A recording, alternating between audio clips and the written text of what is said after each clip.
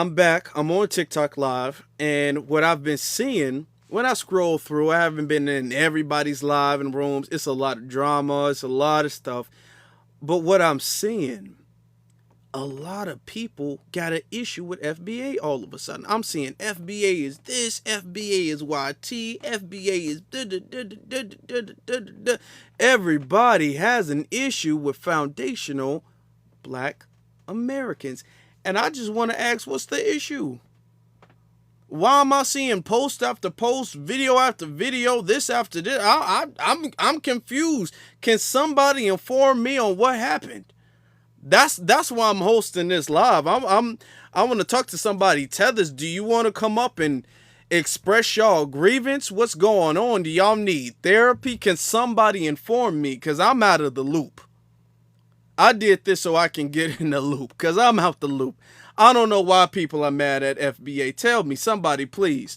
Let's get to the hands though. Or the speakers. Let's get to the speakers. Let's get to FBA Primetime. What's up? What's up? What's going on? Hey, what's going on, brother? You got a little bit of an echo. I do. Okay, hold on. How about now? Okay. Okay, cool, cool. It's still an echo? Yeah. It's like a little loop. Like it feel like a delay. Like while I'm talking, it sounds like I don't know. It's weird. Okay. So when I speak, y'all don't hear an echo. Let me see something though. That's weird. That's unfortunate. Okay, hold on. He Afro. He probably got to come in and come back out. Y'all hear an echo when EJ talks? EJ, can you say something just so we can make sure there's no probably echo? got an echo too. I don't know what's going on with this damn app. It's real crazy. Okay. People are saying there's no echo with EJ. Okay. The host. I might have to drop and come back. Okay, yeah, just drop and come back. Okay, so we'll do that. EJ, my brother. First off, how you doing? I know you was recovering not too long ago. Hopefully you good. Yeah, I'm good, brother. Still trying to recover from my accident, but the majority spirit is within me. As long as I got the bamboo stick, and I'm about to come in on some cheese, so I'm trying to be low key and stay out the way towards these tethers and stuff, because it's been an oversaturation of just BS and anti FBA HT towards the family. So I try not to be in none of these panels, but when I do go in there, sometimes my brain has been oversaturated with BS and Bantu drill off babble from a majority of these tethers. So I don't blame you for staying away for a long period of time, because a lot of these people pay their rent by causing a lot of confusion and keeping up FBA drama and stuff. Yeah, I see. I see, man. So they just tripping all of a sudden. I'm kind of waiting for them to come in. Yeah. In the old days, they keeping up the same BS. They ain't really trying to do nothing except babble. Okay. All right. Appreciate you, EJ. Primetime, are you back? You back? Let's see what's going on, Primetime.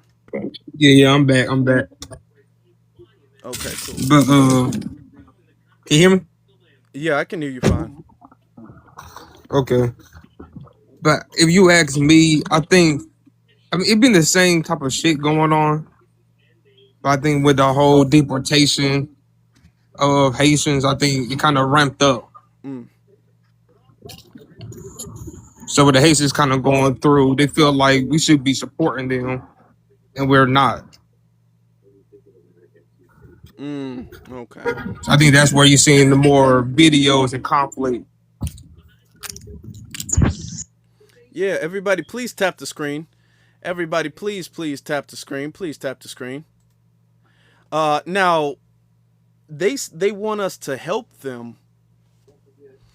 How? How do they want us to help them? First off, no, To answer your question or to answer their request, no. The answer is no. Second of all, help them how? How we help them how? What are we supposed? How are they mad at us for not helping them? What are we supposed to do? I thought we was lazy. I thought we was uneducated. I thought everybody was coming over here running circles around us. Everybody was running laps around us. That's what I thought. I was told we've been here the longest. I'm a Fed. Oh, well, come up, and let's have a conversation. Okay. Uh, I thought we couldn't do nothing. I thought this was not our country for real. So how are we supposed to help them? I mean, most likely, you probably felt like we're not representing them. You know, when Um, black people get to marching and boycotting and doing things like that, it do, set a precedent for the nation that, oh, they're not standing for this, they're not in support of this. But we haven't oh, done nothing. yeah. What's the FBA? Who is that talking? Dude, stop asking stupid questions. You got one follower, sir. Don't come in here asking dumb questions, man. Yo, what's the FBA? Okay. Yeah. If you gonna troll, you gotta come out with being a little better than that. Come on now. Let me just say Come on something now. too. For all you Can I female can I trolls out say there too, we something? dealing with a whole lot of BS in these panels with Yeah. a lot of these foreign female trolls that be doing the same stuff. Like y'all need to go in a hair salon and just get a job sweeping up some dirt or something before y'all come up here trying to have a constructive conversation with this brother. Cause we trying to handle real business. We don't have no time nor no patience to be dealing with these stupid ass conversations that y'all trying to have when y'all see the damn topic on the panel. So don't come up here acting stupid. Yeah. Come on now. All right. All right. Let's get to funky. Oh, okay.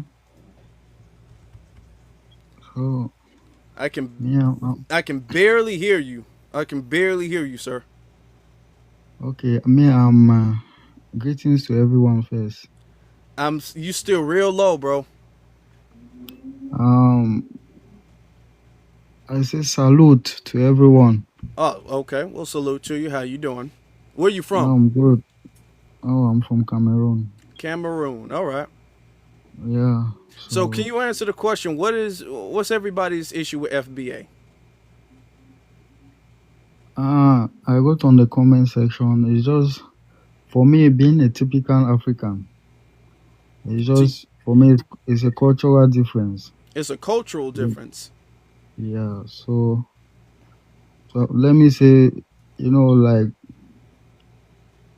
many of my people being ignorant. So when they look at the American culture, like when we watch TV too much, and you see what the way the black Americans they act on the films, and it is the way the media has painted the black Americans. So when our parents, our elderly people, when they see this, to them it's like they kind of look at it like it's not proper. It's like Mm. immoral. Okay. Oh, so So so that's the issue, right? yeah, so the channel bring up their children like, no, don't do like this. This is not Oh, gotcha. Oh, gotcha. so it's just Okay. How long have we heard the it's the media excuse, y'all? Let me ask you a question. okay. How much longer are you all going to use the media excuse? Exactly. Can you give me some date as to when y'all think y'all gonna wrap that up? Cause I'm a little tired of that, personally. Am I alone, chat? I'm kind of tired of it. How much? I mean, we got TikTok all over the world. We have YouTube. Everybody got a phone, access to the internet, and all that stuff. How much longer are you all going to use the we don't know? With how much longer are you guys gonna play ignorant? Yeah, we're not playing ignorant. Okay. Like there's a saying that they say, For what if you don't know about what happened before you were born, is to remain a child. It Oh, means you are okay. not educated of what happened before you were born. Is to Okay, now remain a here's the child. thing though. Here's the So thing. All right, because you're speaking very low. Speaking very low. So we are going to have to Mhm. move on to keep the room going. Here's the thing. How should FBA feel about Cameroon? How should we feel about Cameroon? it's just it's an African country. It's an African country with a culture too. Like if I could say a culture, and the culture is very much different from that of the Black Americans. Okay, So hold on. And so now here's the thing. We don't have media that paints Cameroon in a great upstanding light, a great light, but yet we don't mistreat Cameroonians. Cameroonians are okay, not going around being beat up and mistreated by foundational black Americans. That's not what's going on. no, yeah. So American is like, especially the Black Americans, they are like a role model to the world. Turn it No down a matter bit. what, no matter what other, let me say African country, no, the world in large. So the American culture is like a role model to the world because Okay. most of the things the world is trying to copy, Mm-hmm. they see it from America. There's no Okay. debate Pause. about that. Pause. Pause. Pause. Pause. Family, ladies and gentlemen, we got a lot of people in here. Shout out to y'all. Thank you all. I appreciate you all. I like when they use the media is ignorant and the media has made me unaware of what we're doing. I like when they use that excuse because you know what I say in response? I say, if I give y'all that pass, then you all will have to explain to me why the first generation immigrants act the way they act. Why do we have immigrants, tethers, who are acting the way they act that are born and raised in the States? If we give you guys, let's, for the sake of the argument, we're going to give you all the dummy pass that you guys beg for so much. We're going to give it to you guys. Y'all don't know nothing. Okay. Y'all got the dummy pass y'all been asking for. Why? Then, if that's your reason, why are the first generation immigrants who are born here, who are raised here, who are went to the same school, listened to the same music, watched the same movies and videos and all of that stuff? Why are y'all so disrespectful? Old girl, the Haitian girl, talking about dirty black Americans, Myron Gaines, Candace Owens, Brian Donalds, all of them born and raised here. The To be honest with you all, the biggest issue is the first generation immigrants. If we're gonna be honest, that is where we face the most vitriolic, bigoted disrespect from people who are, or immigrants who are born and raised here, or at least spent pretty much their whole life here, came here when they were a little kid, right? Like what Godfrey, if Godfrey, I know he said him or his brother was born in Nigeria and what was raised in America, and then him or his brother was raised here. So it's either one of that. Y'all came real young, so y'all can't use the media excuse with them. So what's your excuse now?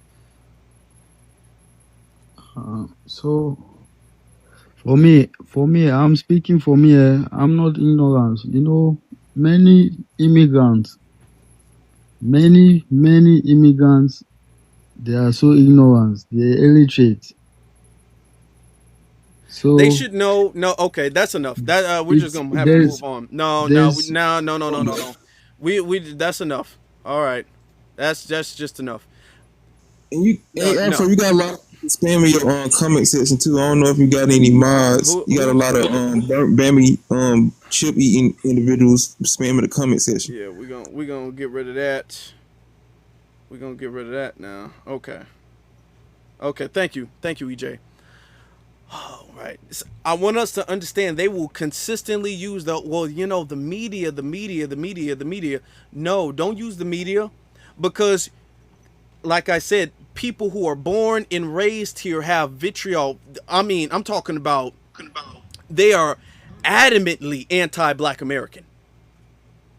People who are born and raised here, they don't know of the media from their homeland. Even if we do give them that excuse, which I don't buy personally, but even if we did extend that excuse to them, when they're here, they should have no excuse. They can spend 20, 30 years here in the States and still have disdain for us and talk about, or the media in my homeland. The homeland you ain't never been to, the homeland you were not raised in, the media you did not watch.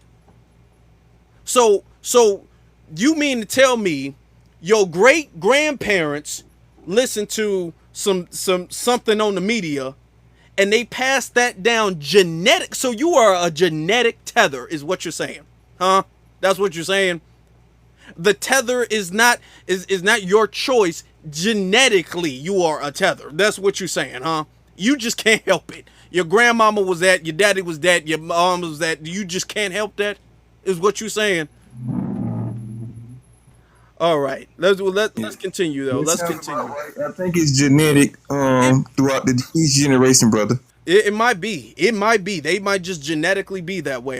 Hey, let's get to Sid. Yeah, peace. Good afternoon. Hey, what's up, bro? How Thank you you for doing? inviting me up. I'm doing well. So I'm FBA, Black American, and I've been to your panel a couple times. I usually join up when I feel like I have something to say. So I do think that this is an interesting question.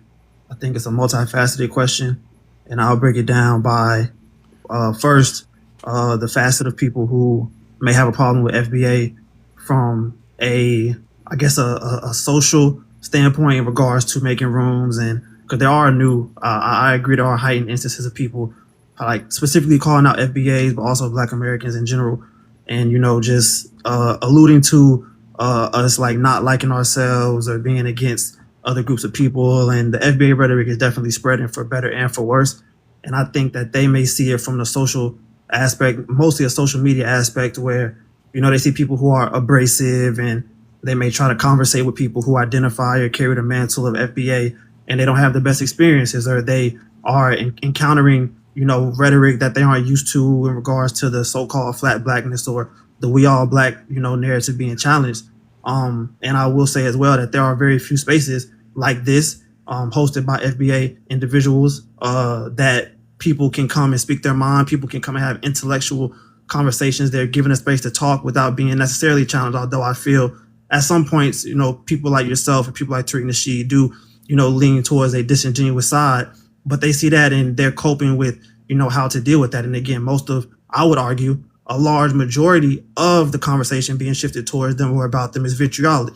It's not something that is conducive to any meaningful conversation, but, it's just, aspersions being cast on one side and not really trying to come to any kind of coherent dialogue on how we can go forward. And then so that's from the FBA people who identify as that side, and from the side of FBA as a people, which is it is a lineage. I think that what the African brother said was fair.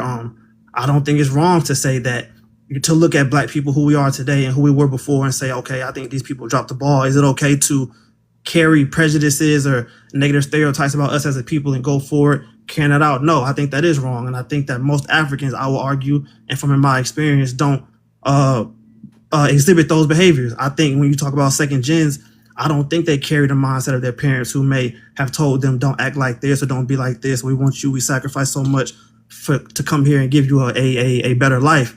Although I think what FBA does correctly is calling out the hypocrisy of like the dual allegiances or the double alliances, and identifying as us at one point in time and not identifying as yourself, which is necessarily quote unquote fair, and which is something that we can't or don't have access to.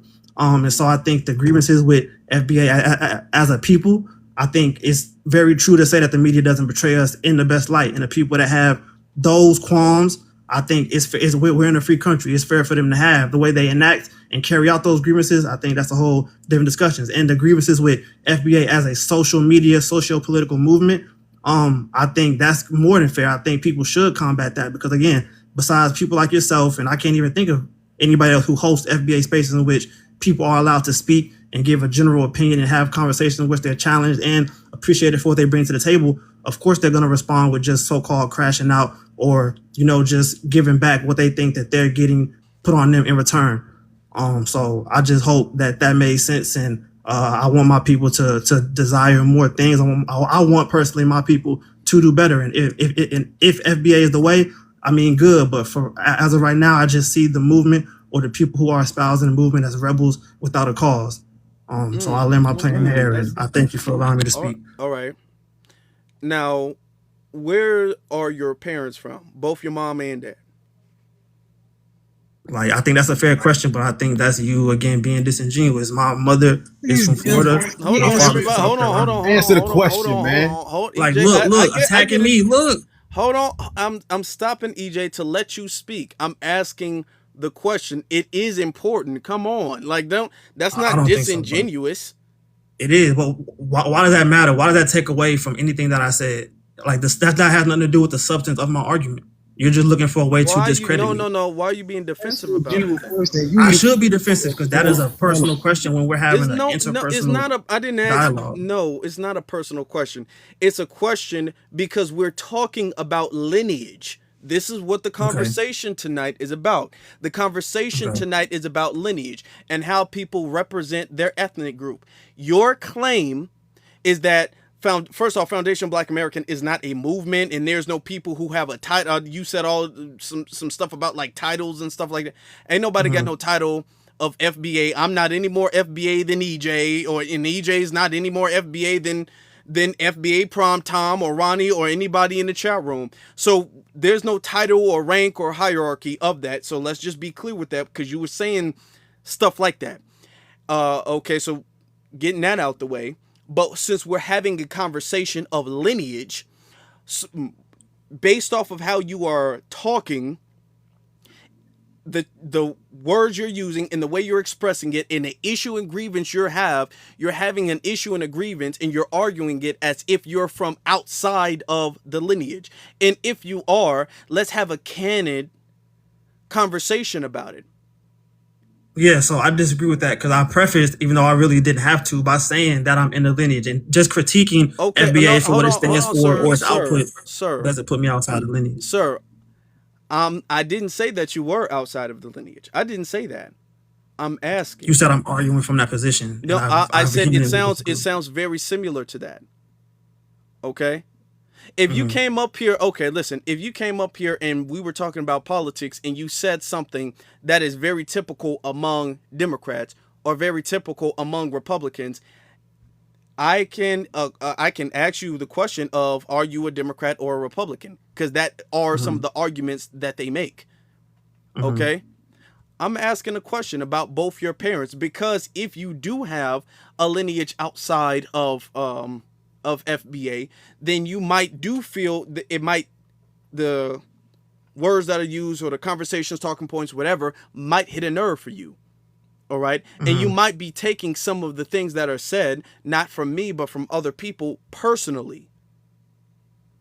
I haven't even made a point. I just feel like you're not dealing with the substance of what I'm saying. You're just looking for an avenue, as you just alluded to discriminate. I don't think even if I wasn't FBA. You know what? I don't need that. I'm pretty sure we can figure it. I don't need that. Okay. I'm going to go off of the premise that you are. Let's say, for the sake of the argument, you're just as FBA as me. Okay, thank you. For the sake of the argument, so we can continue and keep it flowing.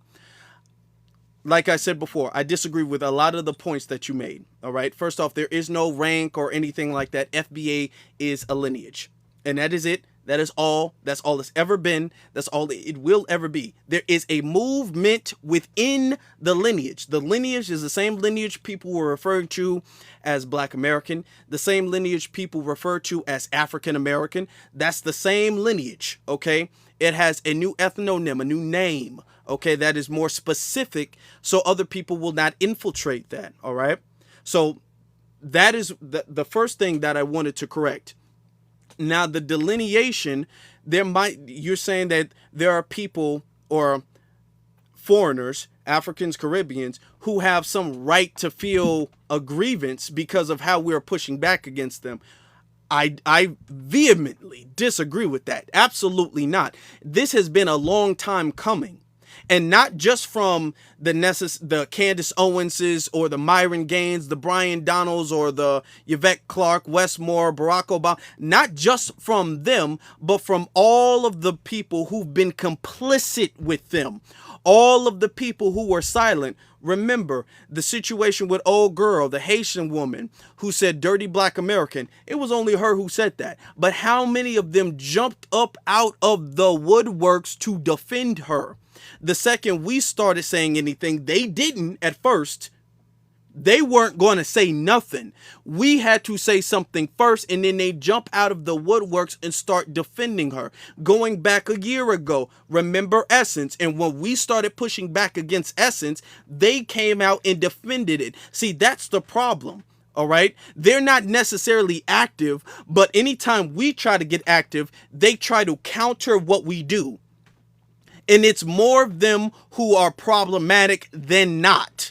More of them will side with nonsense, with BS, with problems, than will actually call their own people out for that.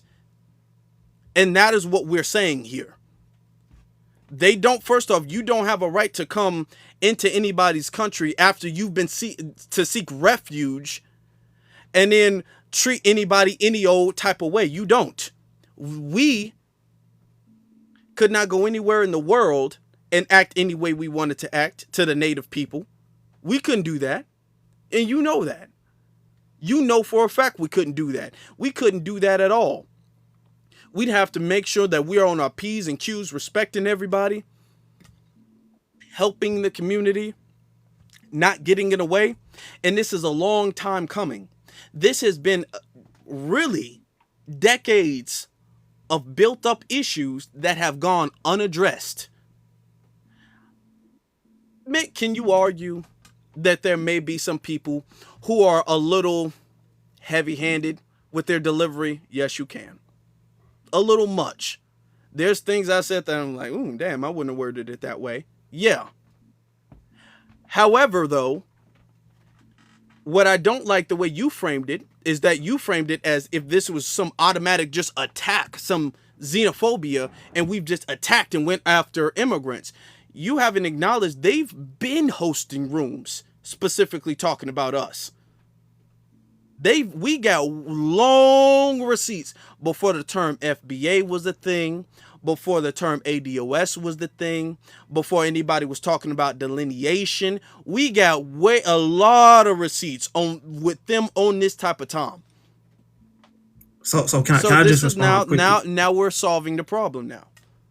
So I will agree with you that I guess you could say FBA or Black American sentiments have existed in all immigrant communities in general, and in specific, yes, Black communities going back, or Black immigrant communities going back a very long time. However, the current iteration as it exists today, whether it be ADOS or FBA, is 100% an offensive crusade, because as the gentleman, the Cameroonian brother was saying before, Black people were held in much higher esteem before from Black immigrants who were maybe over there in Africa or in the Caribbean as people who were to be looked up to and adored, versus now it may have come, okay, then we lost a level of respect or rank because of how we conduct ourselves here in America in their eyes, or we, again, not doing with the resources that we have and the blessings and privileges that we have that they feel that they can do better with. And it doesn't make any sense to dislike Obama and in the same token, in the same breath, dislike a Candace Owens who's had FBA,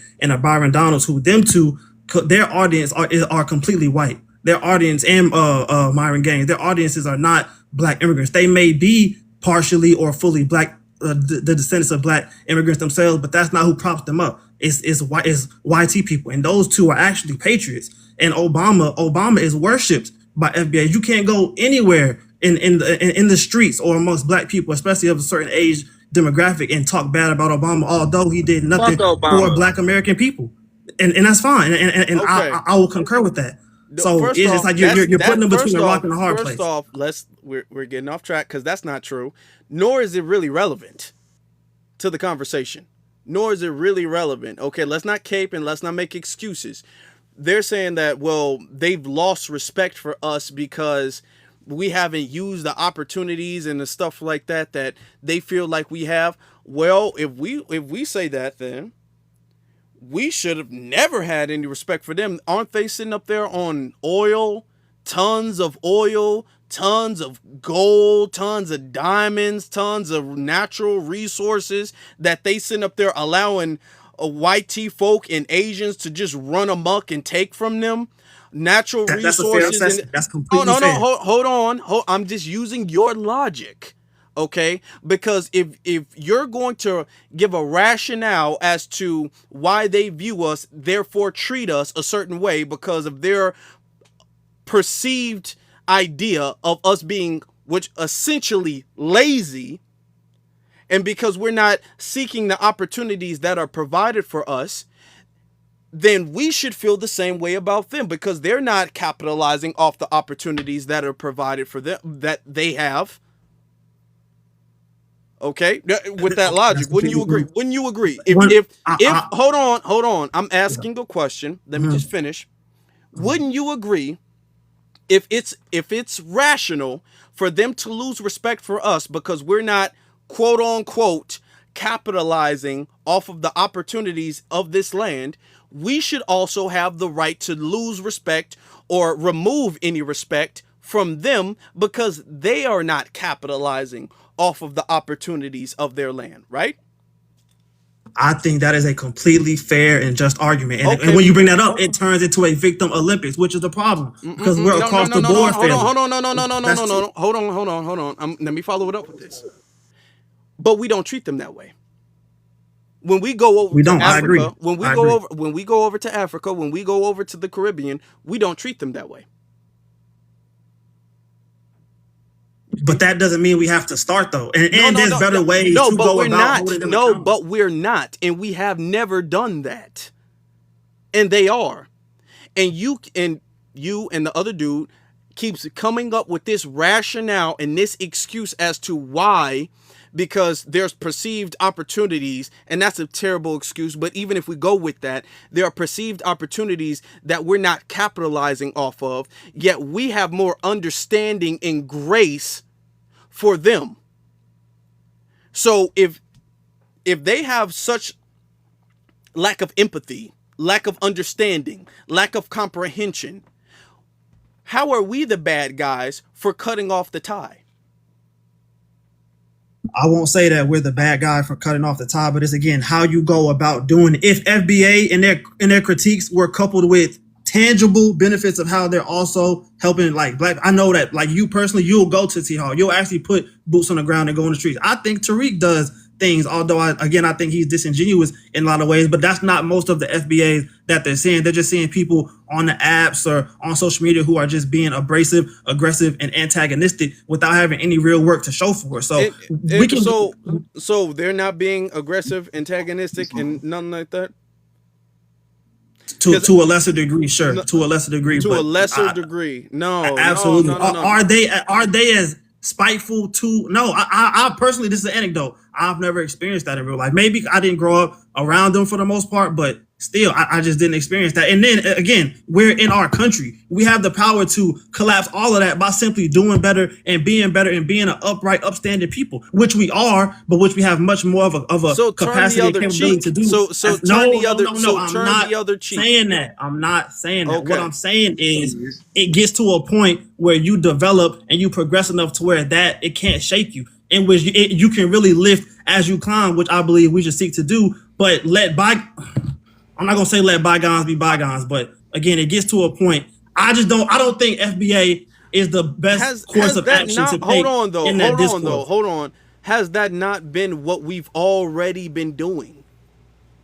But Have we we've been turning already? the other cheek. Let me finish the question. Have we already not turned the cheek? Have we already not ignored and given grace and given mercy and given passes? Have we already not done that? Now, I want you to keep this in mind. This is not just some online trolling and, just people talking about each other online. This is things that have real consequences, because when they really get into politics and they really start vetoing reparations, okay, like Westmore did, but they're going above and beyond to do stuff for immigrants and protect immigrants, that stuff actually has consequence. All right? When they're sitting up there trying to mess up investigations when it comes to foundational Black Americans dealing with police and things like that, these things have consequence. This is not just no internet beef. So you mean for us to ignore that? So that's, again, partially disingenuous, because Westmore is partially FBA. And that don't count. No, that doesn't count. Stop. Because if we don't use Westmore, who is allegedly, because the jury's still out on that, half FBA, he admitted himself he was not raised by his FBA dad. He was raised by his Jamaican mom. And he's identified several times as an immigrant, a Jamaican immigrant. So don't even do the whole bi-ethnic thing, because he has no ties to his FBA dad. He said it himself multiple times. And even if we don't use Westmore, we can use somebody else. We can use Brian Donalds. Both his parents are from the Caribbean. Byron Donalds, and I can tell you this from personal experience. I know FBAs who, first of all, he's about to be the governor of Florida. He's about to govern the state exceedingly well, and he's going to do more for FBAs than any other governor can say that they are doing in this country. He just interviewed and gave people I know personally, FBA, my FBA friends, a platform to expand their media company. He's working with people who I know, again, who are FBA. We're losing working the in his plot. campaign. No. So let's get back to the thing, because we're us. not talking about the credentials of Brian Donalds or anything like that. Brian Donalds openly admitted that he vetoed reparations because he would not qualify for it. He's openly admitted that. Okay? Everybody's seen it. Everybody knows it. So when we're talking about stuff like that, we can't go to CARICOM and get in a convention or whatever and veto their reparation from the French or from the English government or from whomever, saying, hey, I ain't gonna get it, so y'all can't get it. We couldn't do that to them, nor would we. We couldn't go to the African Union and do that to them, nor would we. But they're coming over here doing that with us.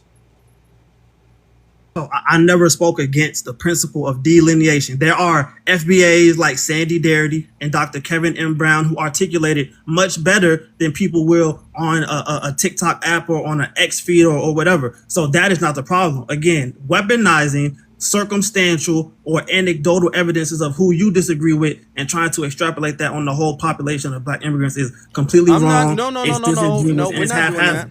I'm not doing that. It's completely inappropriate. I'm not doing that. But I find it odd. I find it odd. Now we're gonna say this, then we're gonna move on, because we gotta keep the room flowing. I find it odd that when it comes to their disrespect, you excuse it. You find some excuse. You said, quote unquote, you said out of your mouth, it was lesser. You belittle what they do. Chat, has he not done that? Belittling what they do is lesser, or a response, a reaction to what we're doing. Okay, now what we're doing, even if there's some people who take it too far, whatever the case may be, he's embellishing on that. Oh, you can't generalize, and y'all beating him up, and you are turning on this, and you doing this, and we should do this and this and this and this. He can embellish on what we are doing on this side. But when it comes to their side, we should just ignore it. It's not that big of a deal. And then when I bring up, oh, no, it's a big deal. What about politics? Well, hold on. I like Brian Donalds. Really? Why do you like Brian Donalds so much? That's an American patriot. And I'm just making an argument. Brian Donalds so much, Sid? What you and Brian Donalds because I like his politics. Because while y'all voted for Obama and Westmore and Black liberalism to destroy us, we're voting for conservatives who will stand up for our country, who will stand up for our people. But I'm just land by saying this. I think that is overblown. That's the point that I was making. And if you ask some of them, they will say that FBAs, when they came up, they was giving them the business. So it wasn't always hunky-dory. It wasn't always us turning the other cheek or being just these Yeah, but here altruistic you people are towards again, them. Sid. That's enough. Here you are again, taking their word Thank, for it. thank you, brother. Thank Here you for you giving me are. the chance to I'm speak. saying, Sid. Here you are again, taking their word for it. Now, when it comes to us, you're saying you're giving us all this reason as to why we shouldn't be on the same type of time. I'm clearly articulating that they're on, right? In And your every opinion, but time again, it's just hold words at on, this every point. time I articulate the issue that they're causing, a unique issue they're causing that we're not reciprocating. It's not like no back and forth, blow for blow. They're doing stuff we're not doing. Okay, they're doing stuff we're not doing. And every time I mention that, here you go belittling that. Here you go making it seem like that's a minuscule thing that can be ignored, and we should just turn the other cheek and rise above it and be the example. Or you are at worst justifying and creating some type of rationale as to why they act that way, but there's no reason at all we should be acting that way. We're the bad guys for it. I think the jury is still open on who started what and whose fault or responsibility it is to handle these things. But again, I got a The lot more to jury say, is but I'll not, land. no, The because jury's still we out. have evidence. We have evidence before there was even TikTok lives, before there was Twitter lives, before FBA was a term, ADOS was a term. Okay, we have several incidents, podcasts, videos, YouTube videos of them calling us lazy, saying that they don't want to be around us, saying we have evidence of that stuff. When they was telling Michael B. Jordan, "You're not Caribbean, don't use Jorvay." We got crazy stuff like that. We don't have no culture. That's been a thing they've been saying. That's not no new thing. That's not no thing they've We been are the saying in culture. We response are to the culture, us. and they've always acknowledged that. They look, bro. Fela Kuti said he learned how to be black from a black woman in Oh, America, from an African okay, American. okay. This is Well, new. thank you, This sir. is We're new. gonna move on. We're gonna move on. We have more people who are willing to speak. All right, we have more people. Thank you. But I do appreciate the I didn't kick them off. I Get this appreciate the goofy ass out of here, conversation. man. Woo. All Can I right. just say something? Hold on, EJ. I gotta get to these hands real quick. I'll wait. Let's get to Ronnie. What's going on, man? Appreciate you for letting me up. Just a quick thing. My mom's from Washington State. My dad's from Richmond, California, by way of Mississippi and Louisiana. Just for those that want to know, when you ask a motherfucker where his parents is from, that's how you do it. This stuff is And I don't think he FBA either. The fact that he said that just to say that, and then why does that matter? Why does that matter? Why does that matter? Why does that matter? Why are you getting defensive about it? and then he never ever answered the question. He never did, and it would only strengthen his argument if he did articulate that. The fact that he started off hiding his lineage weakened his argument off rip. But okay.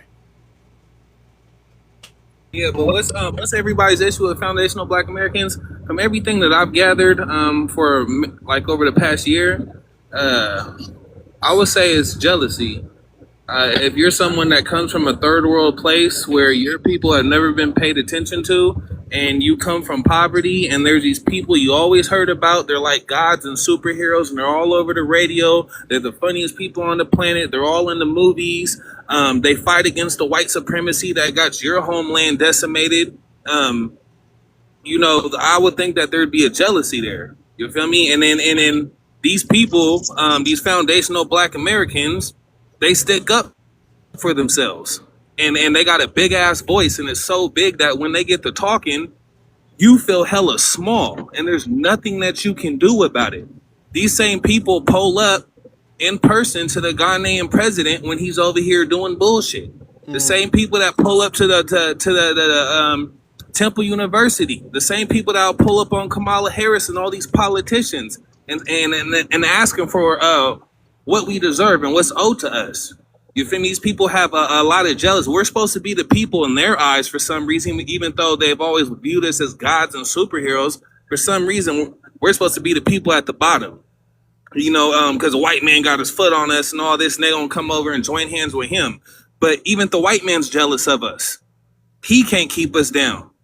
You feel me? So I think that's what it is. These people are jealous, and they're mad that they can't stop this. Everybody running around like a chicken with their head cut off. But I think it's rooted in jealousy. You feel me? Because what else could it be? And I'll land with that. Hey, hey, yeah. I think so too. I mean, you are right about that. What else could it be? Appreciate that, brother. Thank you very much, Rodney. Let's get to around the what's that? Around the world, around the continent, or something like that.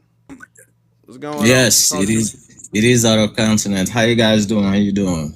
Thank I'm you for good. We allowing good. me here. Yeah. Where you from? Uh, Around the continent? uh Originally from West Africa, Guinea specifically. Cool. I Okay. have been in the state for 20 years. Went to school here, so I have a little bit of understanding on both side. So, um, I'm not gonna sit here and say what you guys are doing is wrong or why not, but what I'm trying to do is, first of all, I am Pan Africanist, right? Uh, I want all the black people to come together, work together, and have peace and all the kumbaya. Okay, but there's a couple things here that you guys were talking about when it comes to like TV. The Cameroonian guys say like, like TV news and stuff like that. I want to touch on that and opportunities, like what people are saying. So let's go back to the TV first. You guys cannot deny that news were a big factor of how Africans thought about African Americans and how African Black Americans, Americans. just Black Americans. Thank you. Or Okay, Foundation Black Americans. all right, how Africans thought about Black Americans and how Black Americans thought about Africans. You're not gonna sit here and say that TV's news did not have anything to do with it. They told you guys here that we didn't have civilizations. We didn't have we live in a jungle with animals. Because, like I said, I went to school here. People were making fun of us here at school. African Buddhist crushers and all that. Are those came from? You see what I mean? It's from the news, from the TV. This is what they were. And if you take offense of this, I am sorry, but this is how they were brainwashing you guys here. At the same time, yes, they were brainwashing us over there too, right? What? That you guys are criminals, right? That you guys are this, you guys are that.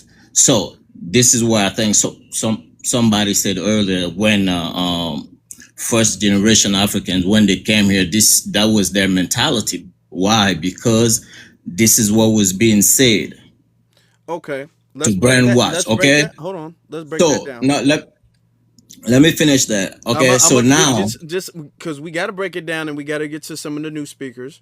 Okay.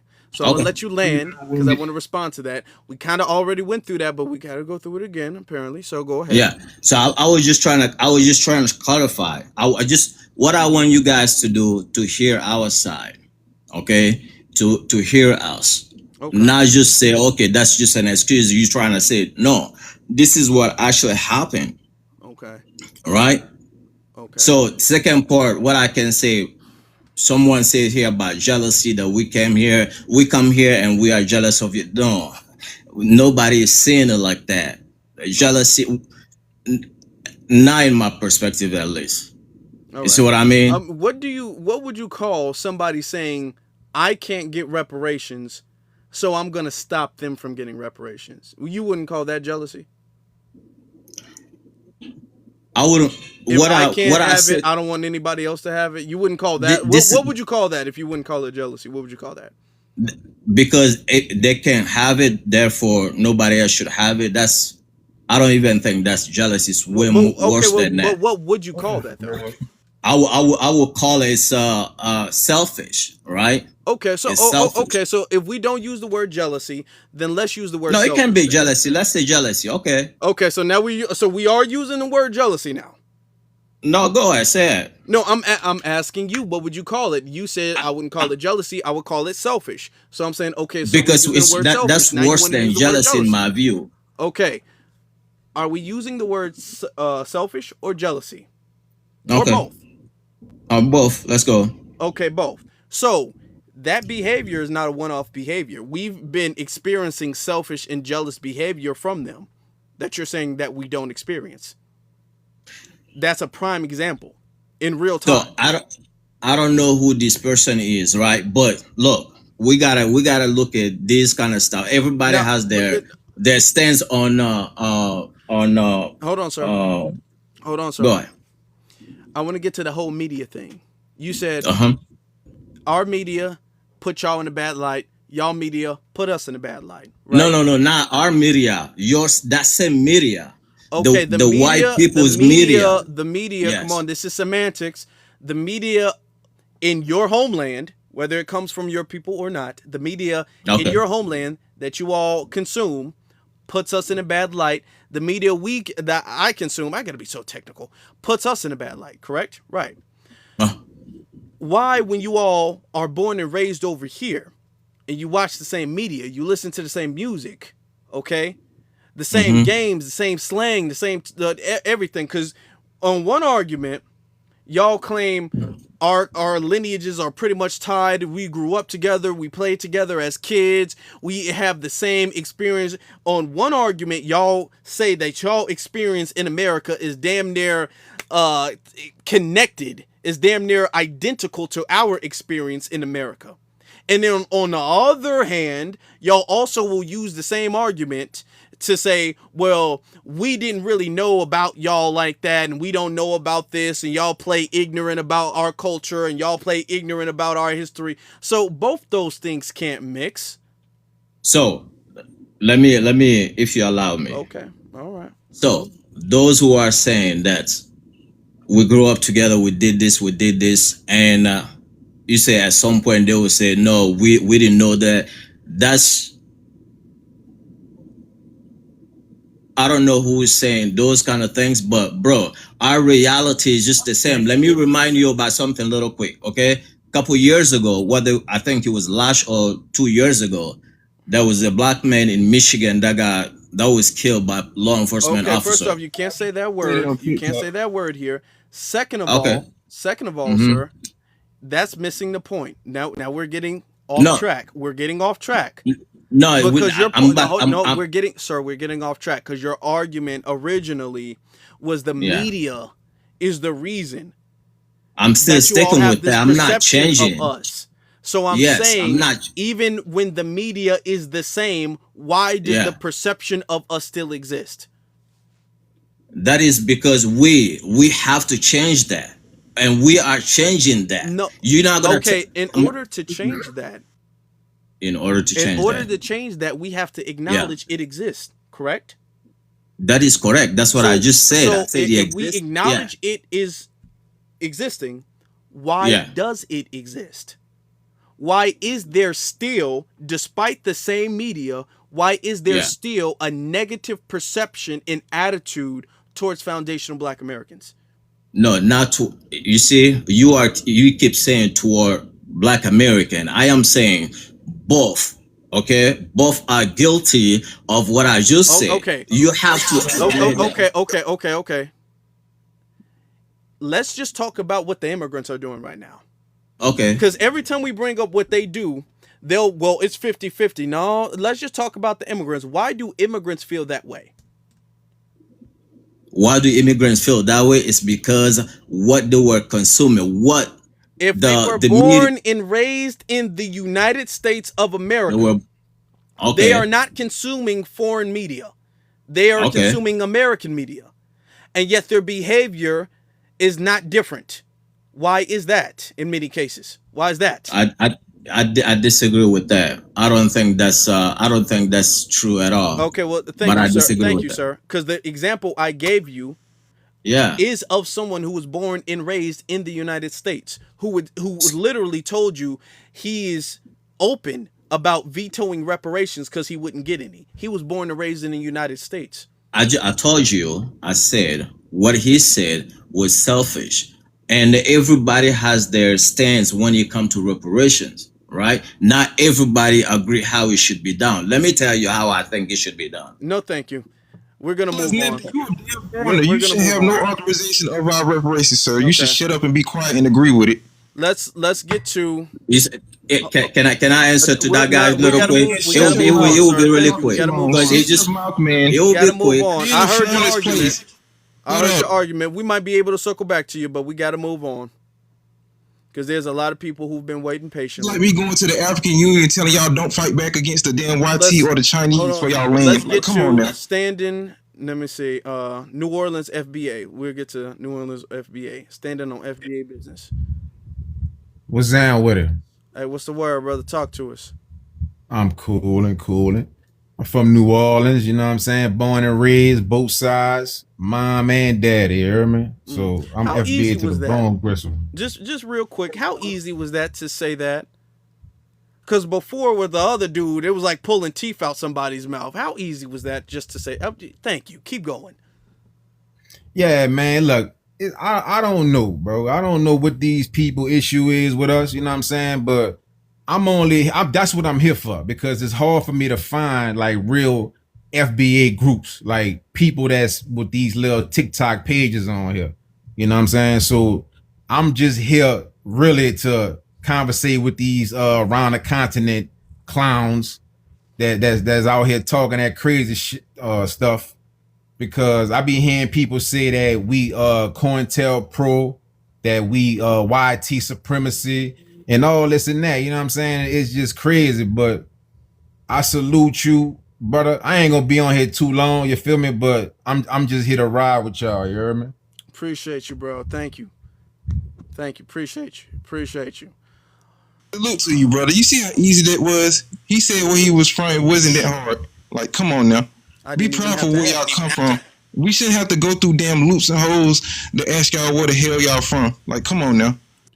Yep. Let me get to drink. Right? I assume you're Puerto Rican. Hello? Yes. Stop the xenophobia. Get the Said great what? pot out. Hold on, EJ. You said Listen. what? Stop the xenophobia. Hell Are xenophobia you without you. EJ? Thank you. Stop the xenophobia.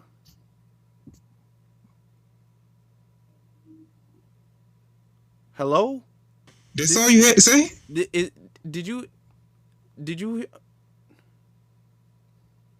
He ain't gonna drop down, you coward. That's what I don't like about you foreigners. EJ, You hold on, was EJ. Did y'all see that? Is he hiding in his closet?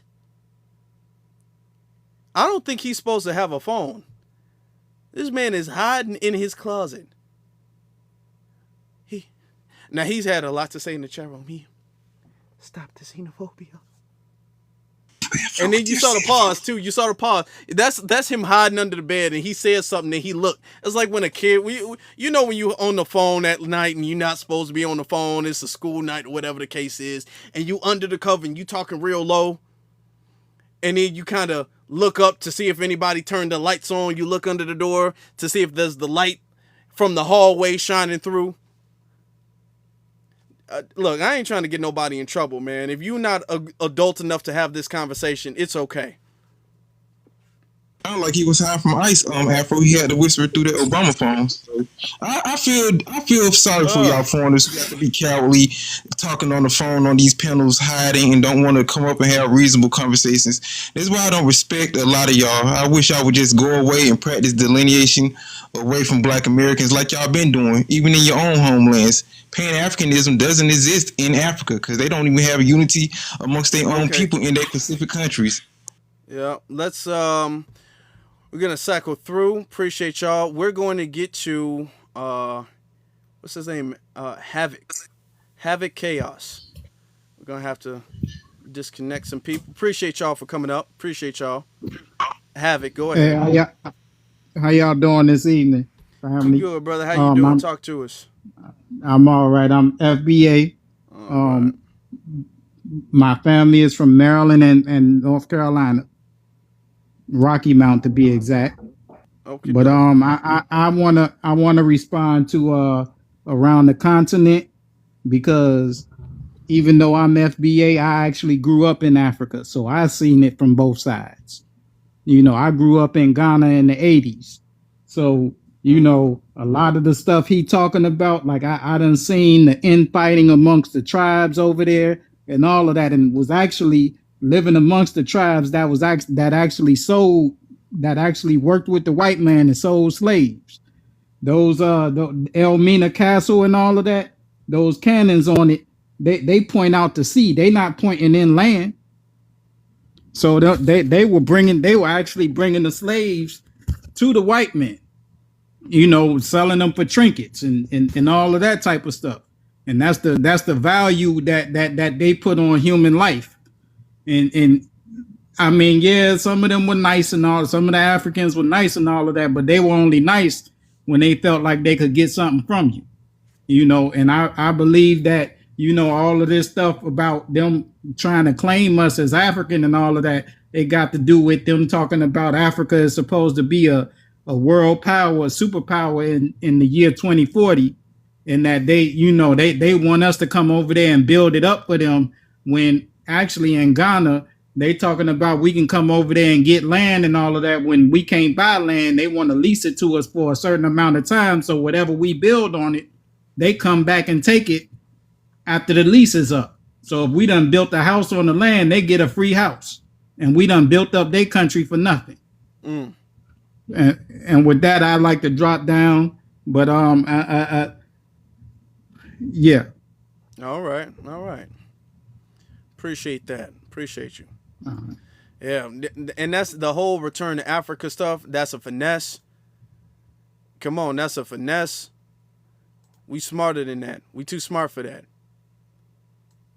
There goes that Pan-Africanism. Okay, let's get to Fairy God Mom. Hey, hello. How you doing? I'm good. I am FBA all the way, Alabama, California, Missouri. All right. So the prompt is, what's everyone's issue with FBA? The issue with FBA that they have with FBA is because we stopped their infiltration. We stopped their agenda. Their agenda was to replace us. And it was bred from a certain political party. And they're mad because we woke up. The lies that the two previous callers were talking about, we call them names, isn't it? So I'm going to be mad at somebody that called me piece of face when I was 12 years old and had pimples. And I'm in my 40s. I'm going to still hang on to that. That should show you how much of a liar they are. They're liars. They cannot focus on their country enough because they're so lazy. They're so dumb that they all they do is want to go over in all of these European and other people's countries. And what's so stupid about them is that they come over with these attitudes talking about, I'm better, I work hard, I do this, I do that. Sorry, ma'am. How come you ain't got no sewers in your homeland? You so smart. All these smart folks that left Africa, the Caribbeans, all that, how come nothing is built over there? They're jealous of FBA because, see, we built something. We can hold our chest out and say, we did this.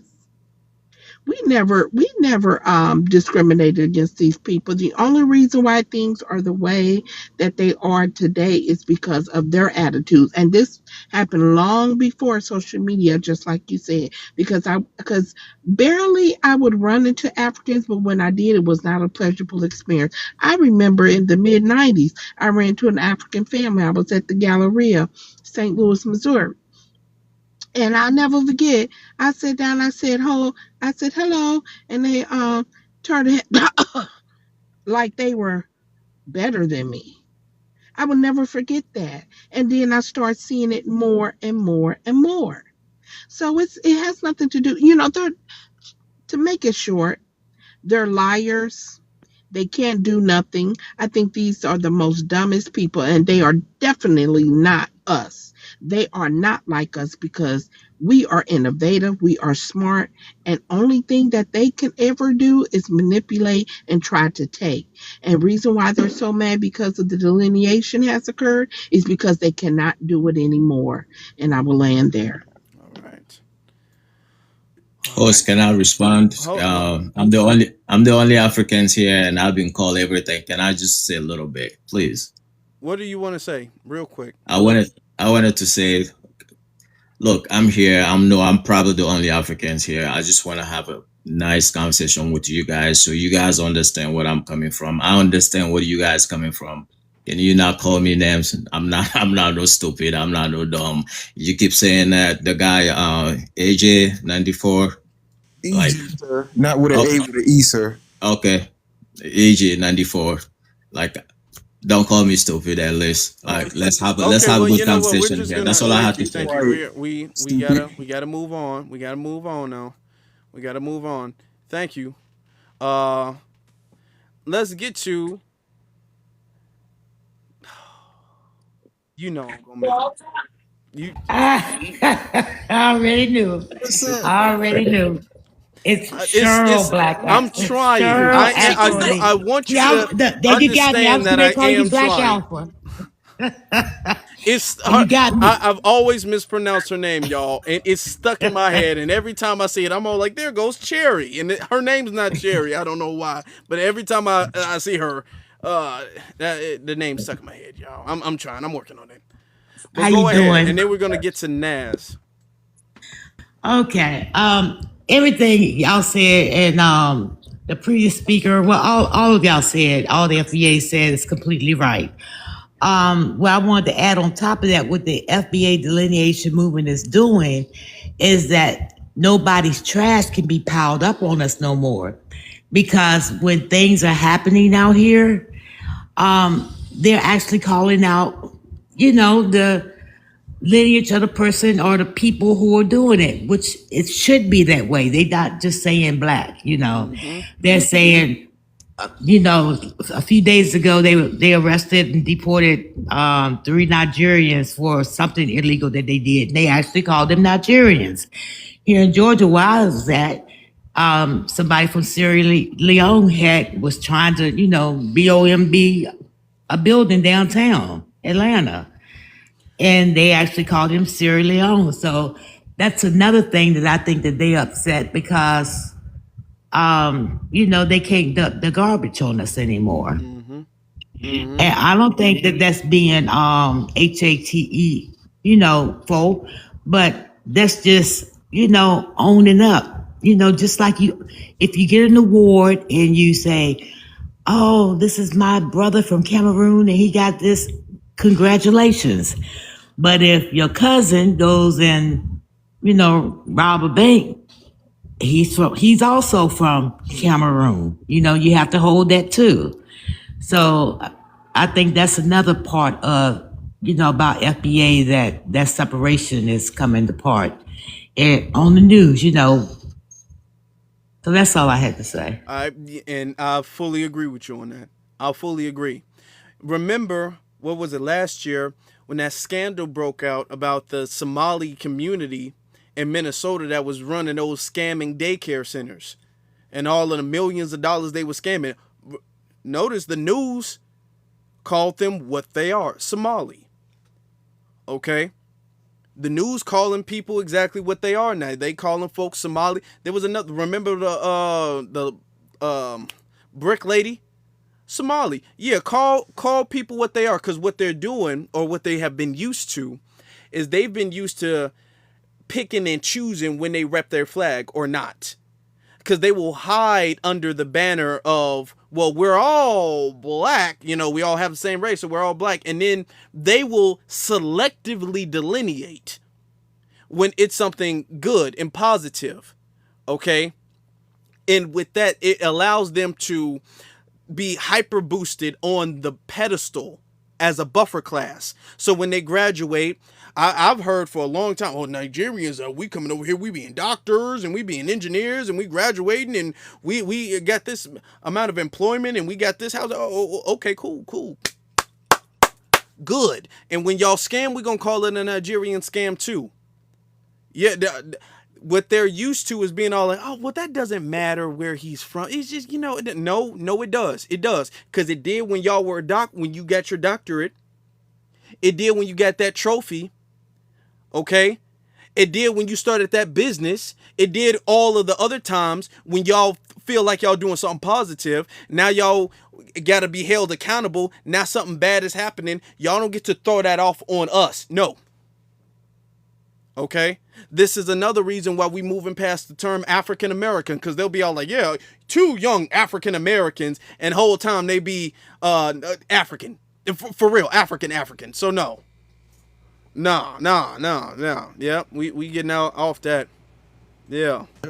Separate. Everybody got to hold their own, you know what. So when you do something wrong, go over there and hold your people accountable. But when you do something good, go over there and congratulate your people. Everybody got to hold. Yeah, everybody got to stand on it. Everybody got to stand on it. Y'all don't get to pick and choose. All right. Let's get to Naz. Naz, you got it. Yeah, Naz, where you from? Nas. Where are you from? Where you from, Naz? I'm from the Bahamas and loving it. The Bahamas. Yeah. Okay. What's your issue with FBA? Well, my issue with FBA is that they fighting the wrong fight. They need to go deal with the whiteys them who made the immigration laws to bring the immigrants down. But it comes like they scared of the whiteys them. What are we fighting? Y'all gotta fight the laws them with allowing the immigrants to come there and take advantage of you said your we're system. fighting. You said we are fighting the wrong fight. What What are we fighting? First off, to me, y'all just on TikTok making noise. Y'all ain't fighting because the real fight is when you get in politics. Y'all just making noise.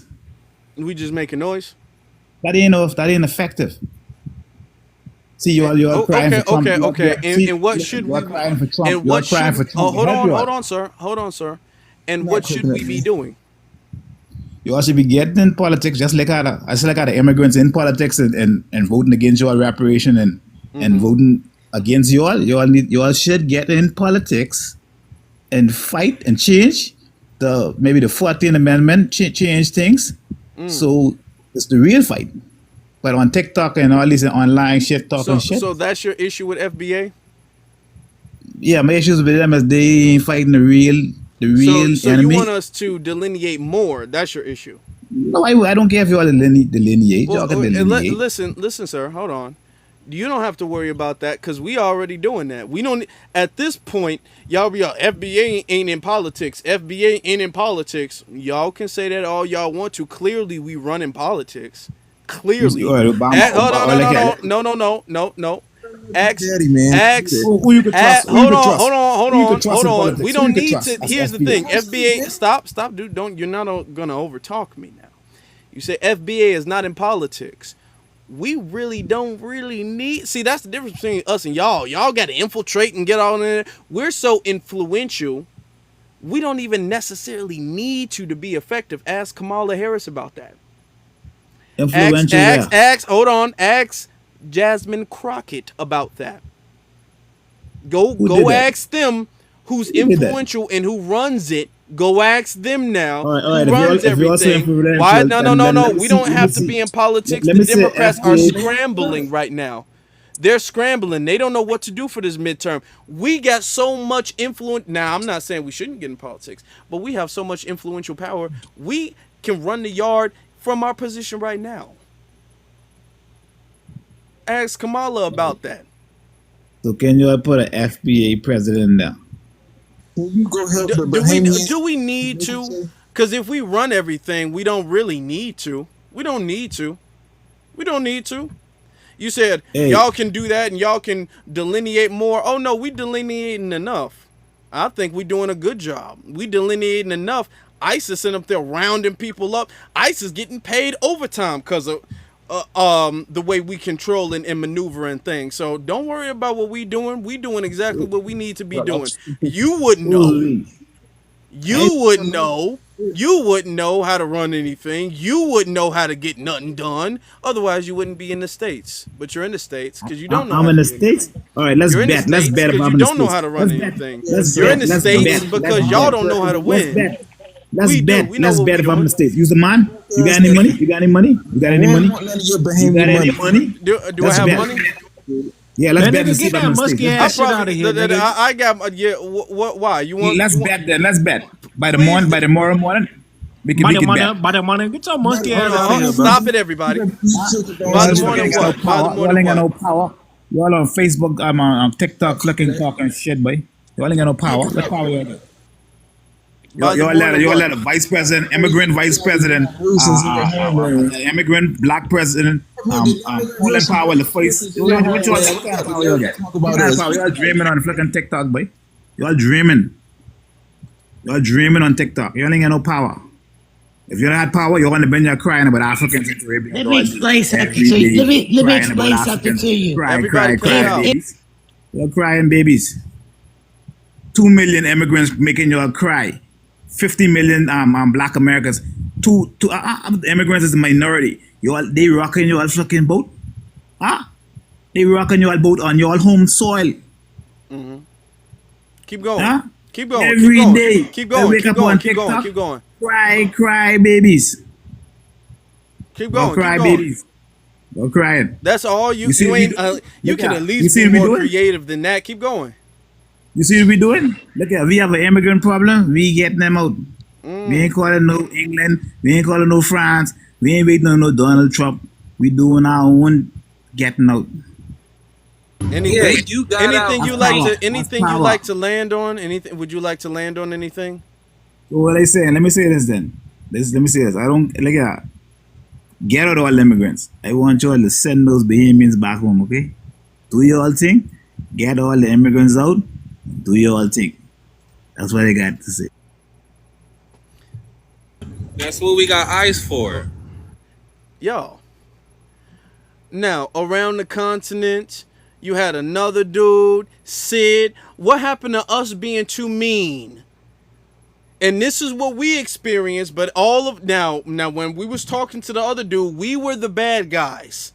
We were the people who were too hard and too aggressive and too mean and too. When you let them talk, I want to see all of the Pan-Africanists come up now and talk about how mean we are. I just let him go. He was just going. What was on his chest? They run in circles around us. How much better they are, how much we can't do anything. Oh yeah, Mr. Around the Continent, what do you have to say about Yes, that, sir. sir? Well, Were we too mean with that person? you were actually nice to him. You let him talk. Oh, okay, thank you. That's all I needed to know. Okay. But All can I right. say something though? Like the way he was talking. we time Okay, me well up. that's It's my no, turn, we don't brother. It's really, my turn. we don't really need You that. see, like I just said something nice that you did. And I Can I appreciate say that, but we got a something lot what of he people. We did? have a sir, sorry, but we Okay. have Yeah. people who are coming up, and we No gotta problem. weigh in. So we gotta keep on with the hands. We gotta keep on with the stuff, right? Let's get to Trey to God. Hey, what's going on? What's going on, bro? Hey, what's up, bro? How you doing? What's Where you up, man? from? Man, I'm FBA. So I was born in Columbus, Ohio. Uh huh. I was raised in Manning, South Carolina. So my from my grandma on back, they all from Union County, South Carolina. I'm me. You So I've next. been You're doing. next. I'm me. Go ahead. So yeah, what I wanted to say is it's like I've been studying our delineation since like the past. I want to say like 2 years, and of course we know how they've been like talking shit, saying how how they're better than us, how they come over here and pass us, how we don't have no culture, and etc. etc. I wanted to. I've been realizing recently how they've been trying to Africanize us, and it's been almost like it feels like it's like this weird ownership.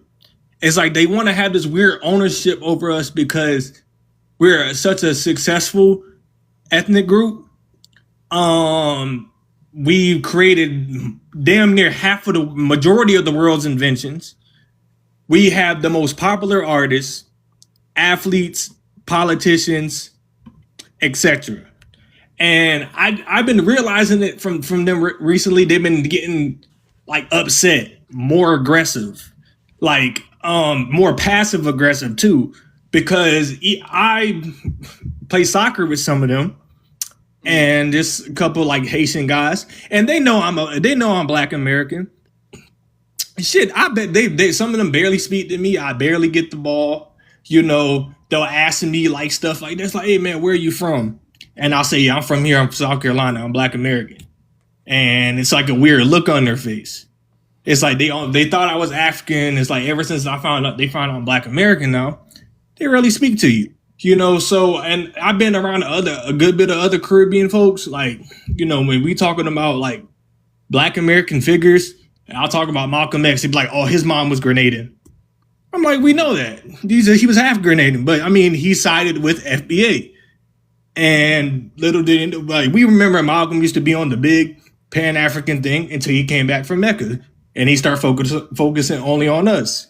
And I just like, you know, I like, cause when I'm 26, so around 2020, man, you know, I was on that big Pan-African train. I was like, you know, we need to unite, this and that. You know, when people try to tell me, you know, we need to worry about Black American heritage, or Black Americans have been in this land and we all not from Africa. I used to be the one getting mad. I used to be like, you know, man, y'all talking nonsense, until recently, since 2024, you know, since we've been started delineating, I mean, like longer than that in recent years, but I woke up 2 years ago and I realized the same thing. I was like, damn, yeah, these motherfuckers really don't like us. And it was like, well, we can't have shit to ourselves when it comes to Juneteenth, Black History Month. Shit, the word black, they trying to say, oh, but we're all black.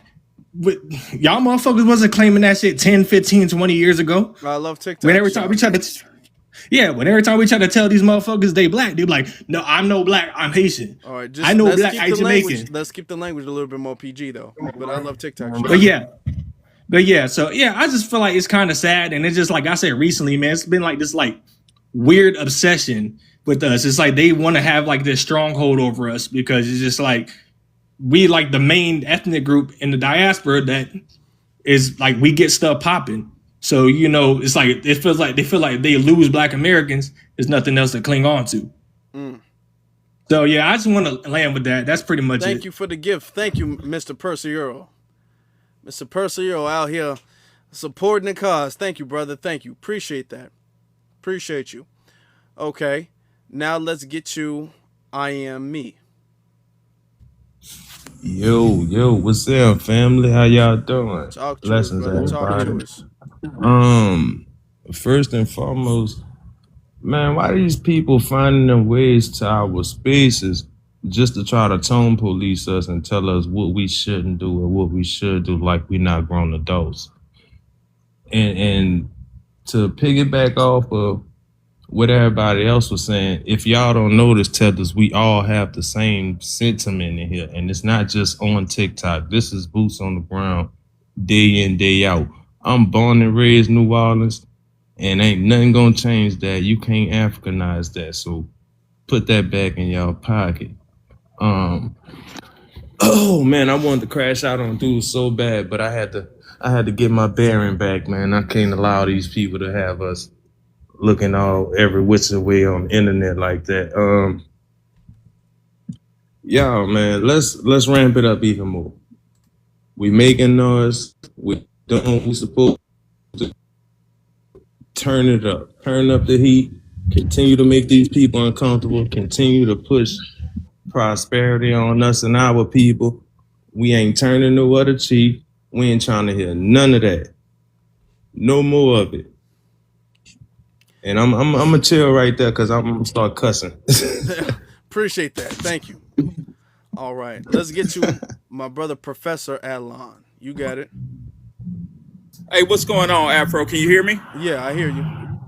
Yeah, I'm not gonna be long. How y'all doing, family? I took a brief hiatus from TikTok. But I wanted to respond to that tether that came up here earlier, telling you how we have no power.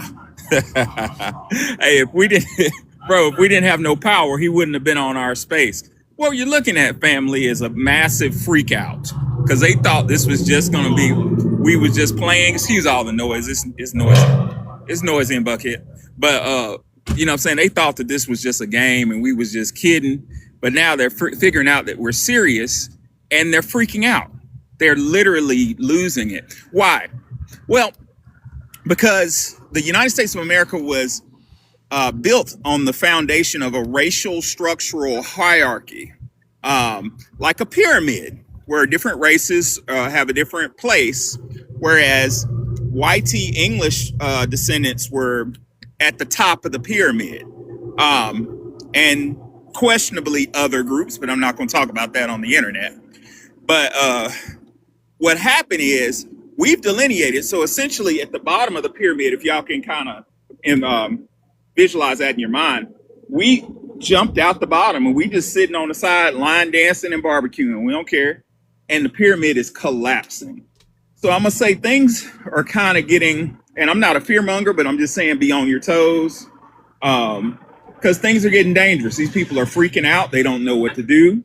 The tethers are seeing what's going on. We saw what happened with Haiti. Somalia is coming up. They sending these folk home.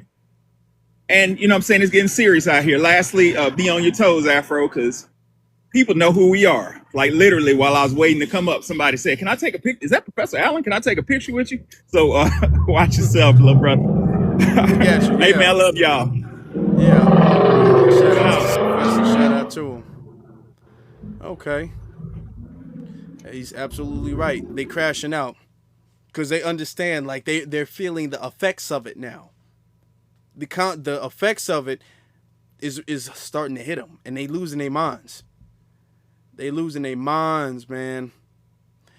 Let's get you foundational brother.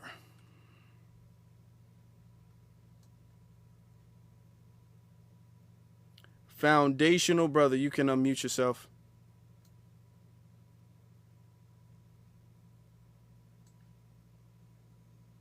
Maybe foundational brother came up on accident. If you did, you said what?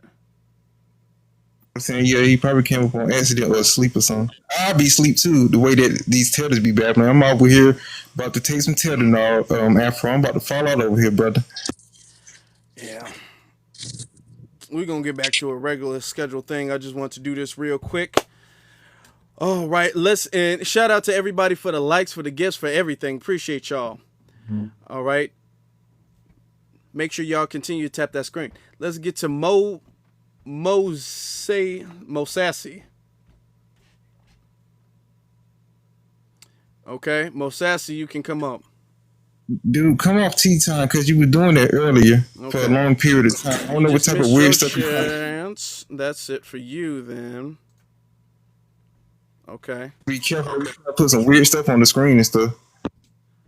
You came up, you dropped down, you came back up, and now you don't want to say anything. So no, I'm cool. This person coming up, blessed. Hello. How you doing? I'm okay. Where are you from? I am a Jamaican black woman, African ancestry. Okay. Well, yes. To the prompt, what do you have to say? What is everybody's issue with FBA?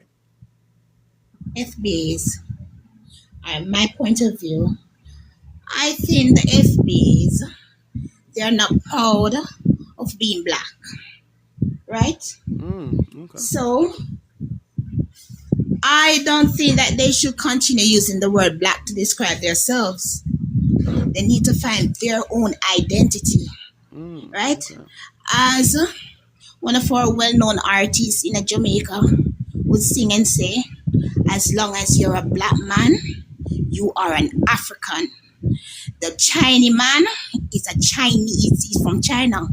The Indian is from India, right? Mm-hmm. The Japanese man is from Japan, right? Black people are from Africa. the FBAs don't see themselves as an African, so therefore they're not black. So they need to But hold find on, their man. identity. Hold on. They need to find their Hold on, identity. no. Hold on. But you don't see yourself as African. I am an African. No, Didn't well, I hold say on, that? ma'am. No. The first thing you said, now here's the thing I want y'all to notice. Listen, the first thing you said is that you are Jamaican. You said you were Jamaican. So you made a distinction. No, because that is you delineating. You didn't say this universal African lineage. See, that's the thing that they do with us. For foundational Black Americans, we are the only people who are forced to adopt this vague universal African lineage, and we all gotta be African. She can specify her ma'am, please no. She can specify her specific lineage, her specific nation, her specific ethnicity. That's the first thing you said. You didn't say I'm African.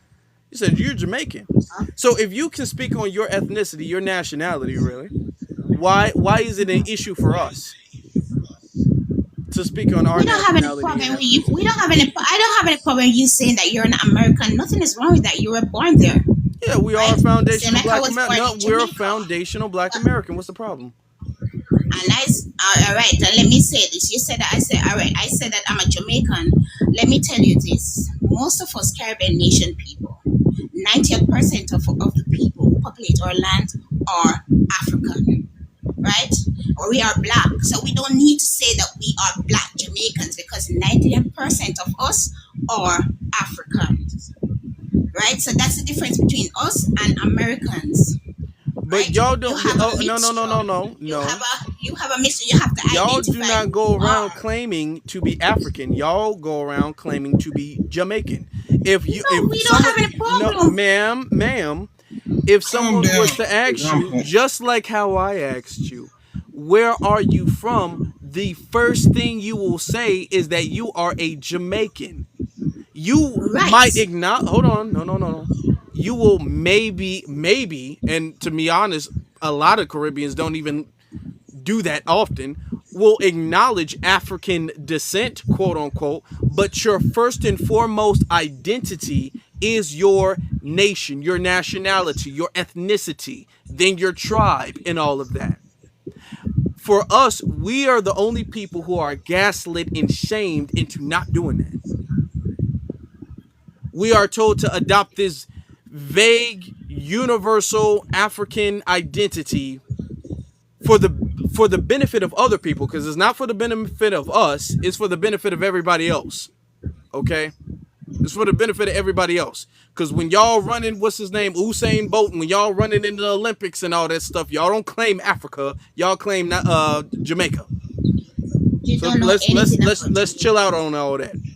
Calm down, let the I saw the way y'all was roasting Sha'Carri Richardson when she lost to the Jamaicans. So all this, we all the same. No. And that goes back to that picking and choosing of we all the same and we not. No, we're very comfortable with our blackness, which is why in America you don't see a whole bunch of cake soap and skin bleaching products like you see all throughout the Caribbean and all throughout Africa. Oh, really?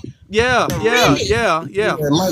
Very really. It is Yes, dominant very really. in your entertainment industry. Bleaching is dominant in your entertainment industry. Like who? Like who? Even though you're like no.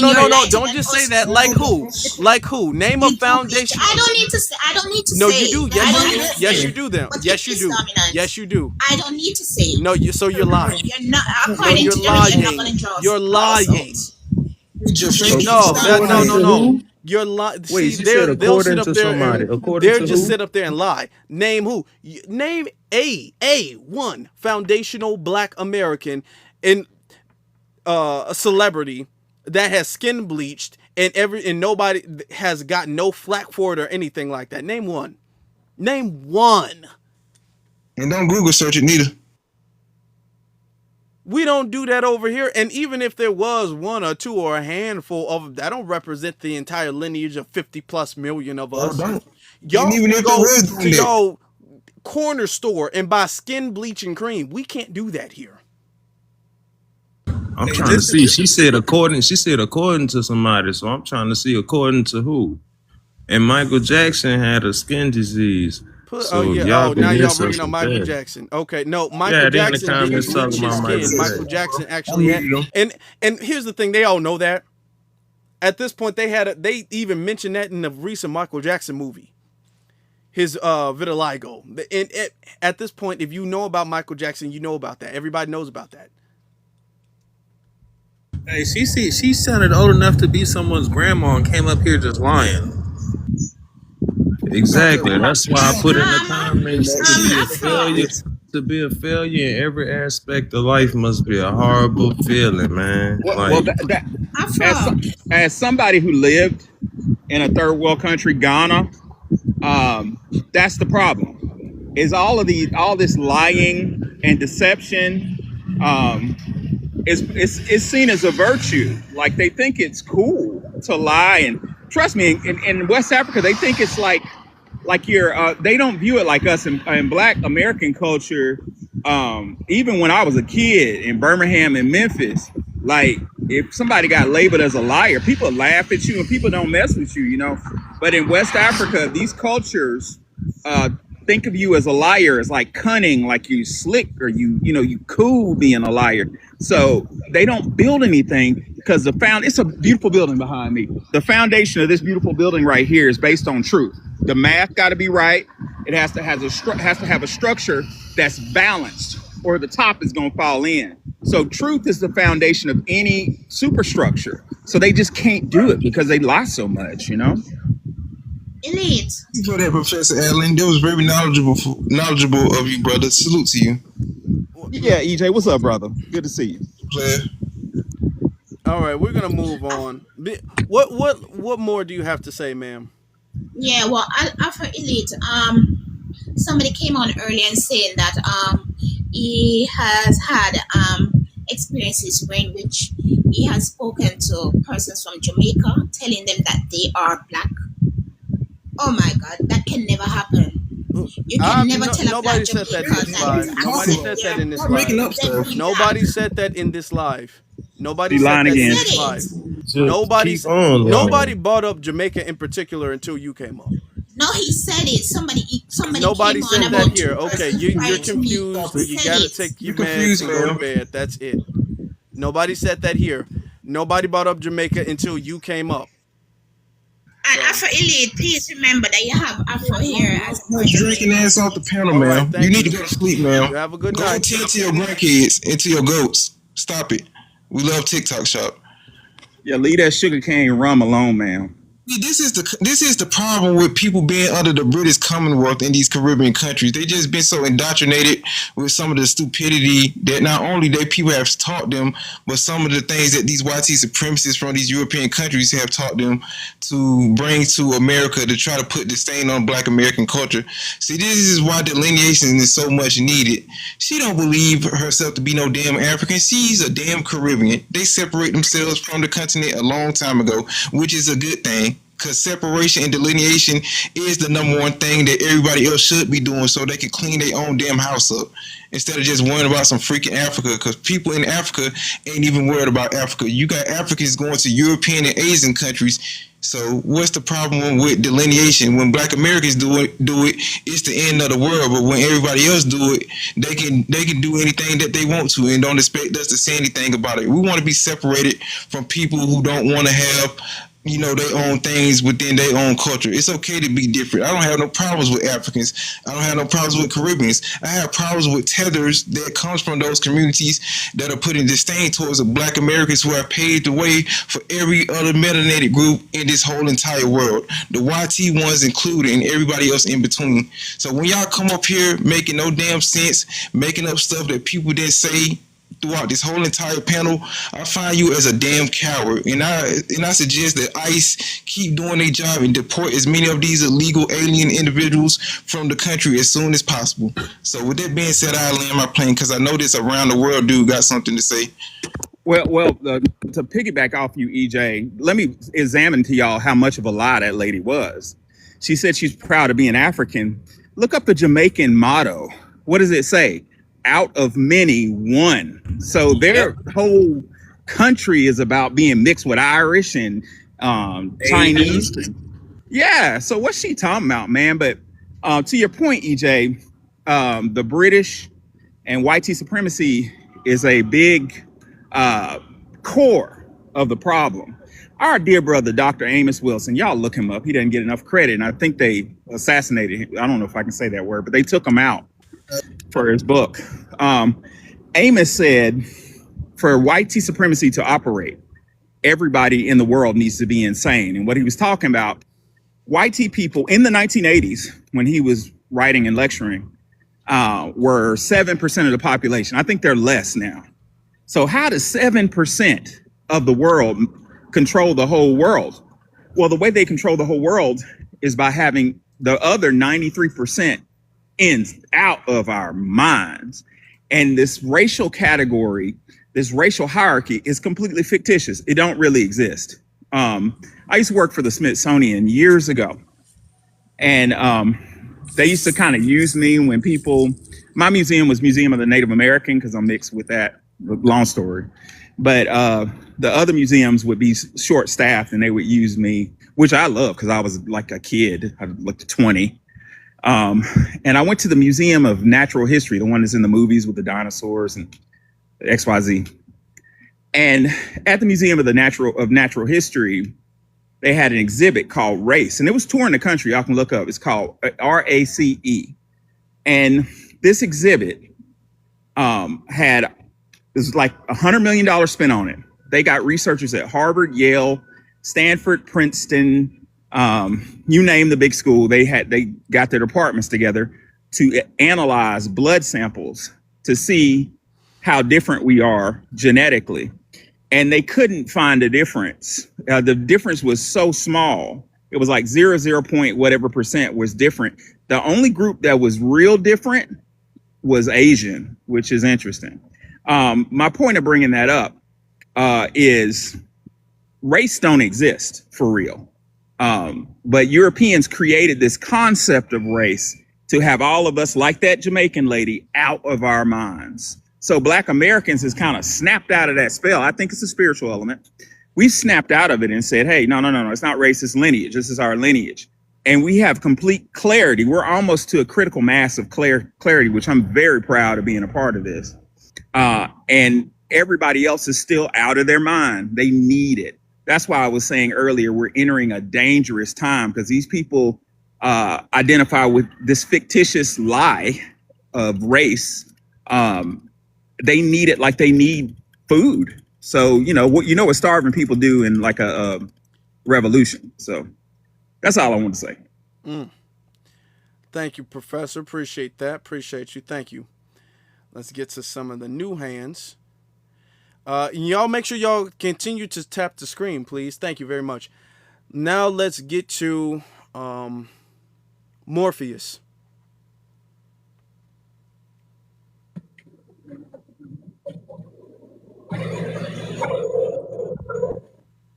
Morpheus, you can go. Can you hear me, Afro? Yeah, I hear you. Okay, sorry about that. So, I was about to say the same thing the brother said, that the Jamaicans, their motto is out of many, there's one. They were calling us ignorant because some of us didn't know that there's Chinese people that's been in Jamaica for like the longest. Okay, and there's a lot. You know what I'm saying? And I came on here because in Britain right now, because most of the culture over there in Britain, the black culture there is really Jamaican culture specifically. That's why if you listen to their UK rap, it sounds very Caribbean. The Jamaicans over there are getting mad at the Africans over there. So she was full of it. Because you can go, I've seen the panels here from Britain talking about, hey, you guys are erasing our Jamaican culture here, our Caribbean culture. They're having the same problem over there.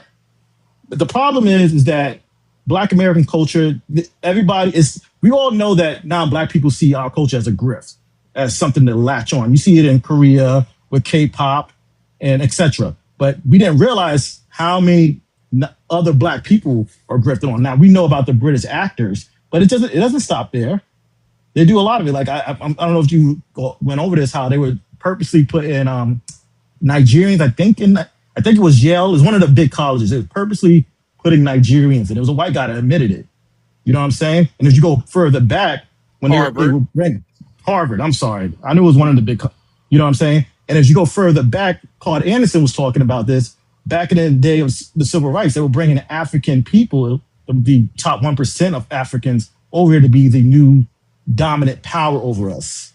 You know what I'm saying? Like they could go to the white counters and not get in trouble. You know what I mean? So they've been doing this for a long time.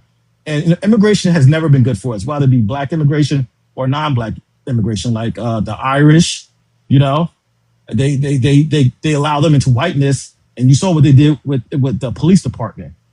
The Italians bringing all the, you know, the drugs and stuff. So like, no, we need to stop. And like other people said, I do feel that this is a spiritual awakening. You know what I'm saying? But I know people that never heard of Foundational Black American. Even they're saying it, the same thing. So everyone is clocked in and realizing what's going on. You know what I mean? So, you know, that's what I wanted to say. I wanted to piggyback quickly off what the brother said about Harvard. I wasn't aware of the study, and y'all have never heard me brag on this. I'm not an arrogant person, believe it or not. I'm very humble. Come from humble beginnings. But I went to Harvard. That was the first college I went to, Harvard in Cambridge, Massachusetts. Elliott Hall, look it up. And at Elliott Hall, which is a dorm room, Harvard is kind of like Harry Potter. Like nobody says they go to Harvard. You identify with your hall. Because like Harry Potter, you have Gryffindor. I never read Harry Potter, but Hufflepuff, whatever they are. And it's a big, gigantic dorm room with its own culture. Well, my dorm room, Elliott Hall, had its own cultural history. And the year before I came, the year before my freshman year, there was a story of the dorm room that I moved with on the 5th floor of 2 Nigerians. So I'm trying to make a long story short. Back then, Harvard was really smart on very clever on how they would put you in a dorm room. They had a dorm room. The dorm rooms, you fill out a questionnaire, and a dorm room would be according to your socioeconomic status, race, sexual orientation. All that was a consideration. So you had like a dorm room called Kirkland. Was it Kirk? I think it was Kirkland House, that were full of rich people. Actually, I went to parties with the Prince of Nepal, who ended up unaliving himself. Look that up, because he didn't make king. Oh yeah, I went to. It was so crazy. I got invited to a party. It's a side point, but I got invited to a party with the Prince of Nepal, and he was darker than me, and he had 2 security guards walking with him on campus at all time, and we sat crisscross applesauce, drank wine, and played radio. But a couple years after that, he was next in line to become the king of the Nepal. Y'all don't trust me? Look this up. And his dad, the week of his ordination or whatever you call it, his dad decided I don't want to speak ill of the unalived, but he had a drinking issue. And his dad just decided, nope, you're not going to be the king. Your little brother is. So his little brother skipped him in line, and he didn't take it very well. He went and got a 9mm and unalived his dad, his brother, his mom, and put the gun, the pew-pew in his mouth. So look that up. Well, anyway, I was at Elliott Hall. So back then, Elliott was for lower class black, middle to lower class black people like me. I was poor, and LGBTQ and international. So just think about that for a minute. Why would they put low middle class blacks with LGBTQ? I wondered about that as I got older. But the point of me bringing this up is 2 Nigerians were in my dorm room before I got there on the 5th floor. And they were put in the same suite. The dorm rooms have a fireplace. It's big, and it's 2 rooms where you got a key. Everybody has a key to the front door, and you got a key to your little room where you can have your privacy. Y'all share a shower and a toilet. Well, these Nigerians had the same dorm suite, and they were best of friends until one of the Nigerian girls got a boyfriend, and the other Nigerian got jealous of the other Nigerian and threw her out the window, unalived her, and then unalived herself. So moral of the story, ladies and gentlemen, is these tethers got a huge jealousy problem. So let's not feel so special about them being jealous of us because they're jealous of each other's boyfriend. And they will crash out, man. They crash out. You know, normal jealous people, they kind of spread their jealousy throughout because they don't want people to know they're jealous. With them, they don't mind. They'll just go full-fledged. They'll crash out, which is what we're seeing. They proud of their jealousy. Whole family, Afro. It be on the news all day, every day. It be something new every day with them folks. They admit it. Admit with pride. I did it. I did it. Speaking of people who are jealous, we'll get to everything but Akata. Everything but Akata. Where are you from? Unmute yourself. Unmute yourself. In a bushmeat coma, Afro. Unmute yourself. So Afro, that what he has in his profile picture is a Black American woman kids in his profile picture. No. Yeah, now he's not somebody cool in the panel, to be honest with you. He's stalked a Black American woman who does her job, she do her thing, and she works and everything. Don't bother nobody. He put her kids up to try to prove that they quote unquote white tea. So he's harassing her and have her kids on his profile picture. Yeah, drop down and get your eagle on, you coward. Because I remember you from a couple of years ago, and the lady was talking about that too. You gonna come up there and put her damn kids out there? You a sucker. These people are weird.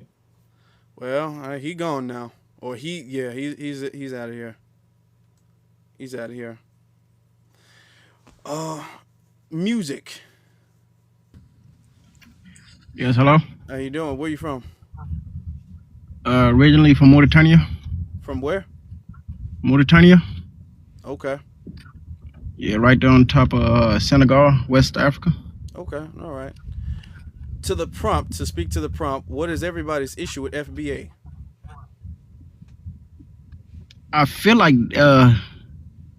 the problem with FBA is they are very decisive. Like the way I move is very decisive. It's always divide. It's never collective. Like the way I speak is very decisive. Like, okay, the professor guy, he just claimed that he was Native American. Like he proudly claimed that he was mixed with a Native American. But the moment you say he's African lineage, we financially or FBA, we fully black. But you were sir, do you know what decisive means? I think you mean indecisive. No, y'all trying to divide it, but like, okay, we're gonna say divisive. That's what you mean. Say it after. Repeat after me. No, listen. He over here talking about I'm not African. I'm not African, but hey, I'm partially Native American. Like what? Okay, what do y'all claim? Like that's a fact. Most Black Americans have okay, so how Indian do y'all claim? heritage. Okay, you can look at your lineage and see that you got African blood in you too, just like how you got Native American. That's not a fact, sir. How is that not a fact? Because I'm a historian and I do research and I've yet to find African, but I found Choctaw and I found European. So you can do research too and find any. Did you do any DNA test or anything? Can I ask you a question? Sir. Music, can I ask you a question? Go ahead. Why do you guys on your hands and knees beg Black Americans to be African? Nobody's begging. Like it's the way you're begging. No, sir, you're begging right now. You on your hands and knees begging. No, I'm just saying how y'all like to pick and y'all say how you're begging, sir. You're begging. Like how y'all said Jamaican, like how y'all say, we try to be like you said, we proud of our culture. Oh, y'all say, these Africans are jealous of each other. Okay, so if I say a black person goes and kills somebody for go see him with a Jordan. Don't say that word.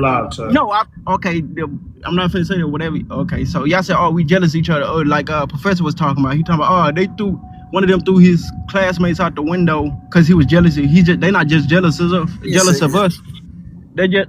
What did he say? You're rambling right now. I want you to answer that question. I really want you to answer. Why do you guys always get on your hands and knees and literally beg Black Americans to be African? Why do you guys y'all claim anything that y'all like? Oh, I'm partially Asian. Oh, I'm partially white. So you're begging again is what you're doing right now. Whining like a streetwalker, man. Answer my brother's question. Get off the panel. It's late, sir. You should be somewhere asleep right now. No. Your brain cells, man. Why you over here getting offended? I'm not offended. I'm asking you a question. No, I answered your question. I said nobody's on their hands. Babbling the whole time, man. So you're literally begging. You came up on a panel and you made this the center of the conversation that you want us to be African. Let me ask you another question, Music. Did I say please, sir? Please, yeah, you are. Everything but. Did I? No, I said you can be proud whatever you want. Let me ask you one more question. No. Let me ask you one more question, Music, right? What benefit do we get saying that we from Africa? Tangibles. I don't care about symbolic gestures. What benefit do we get saying we African? The same benefit you feel like, oh, I'm half white, I'm half black. The same reason, okay, the same benefit you can hear from when you say that shit, it's the same benefit you can get when you say I'm African. What is I'm that? partially Can you African, tell me what is that? What's the same benefit? If anybody says I'm Native, I'm mixed with Native American. The same pride they feel from when they say I'm Native American. The same can be said. Oh, No, I'm but African, what is that? Pride is what you're saying? You think we're gonna have pride in Africa? It's about what you feel inside. Hey, I don't know what's I don't know what going he talking about, y'all. I don't know what's going on with your microphone. I don't know if you on Bluetooth or whatever, but your thing just got real like it got janky. Connected. My car had connected. All right. Yeah, so music, because I don't want it to go back and forth where we're screaming over each other. I want to have a real conversation with you. I'm trying to have a real. You talking about get off the panel because it's getting late. You real. Music, real quick, because it's starting to look like real quick. It's starting to look like a mental illness the way you guys are literally begging Black America. So what I want to know is, there you go. See, right? Hold on. Why you keep saying begging? Like, okay, so if you say, one second, music. You said we get that. You said the same pride that I get from saying whatever else, right? What pride is that? What kind of pride? What pride does someone get being an African? What are you talking about? Like a pride of knowing where you from, what's your lineage, where's your people from, the struggle you came from, the obstacles y'all overcame, the progress y'all made in life, all that. All right, so music. All right, cool. Music. All right, cool. Now, if there's pride in that and being African, why do you guys cosplay and say you Black American, African American, instead of saying you're African? I said literally when I came in, I said I'm African. I claim my people. That's like, you. All right, okay, cool, there's everybody. Like, okay, there's some people right here that claim they FBA, right? And there's some people that's FBA.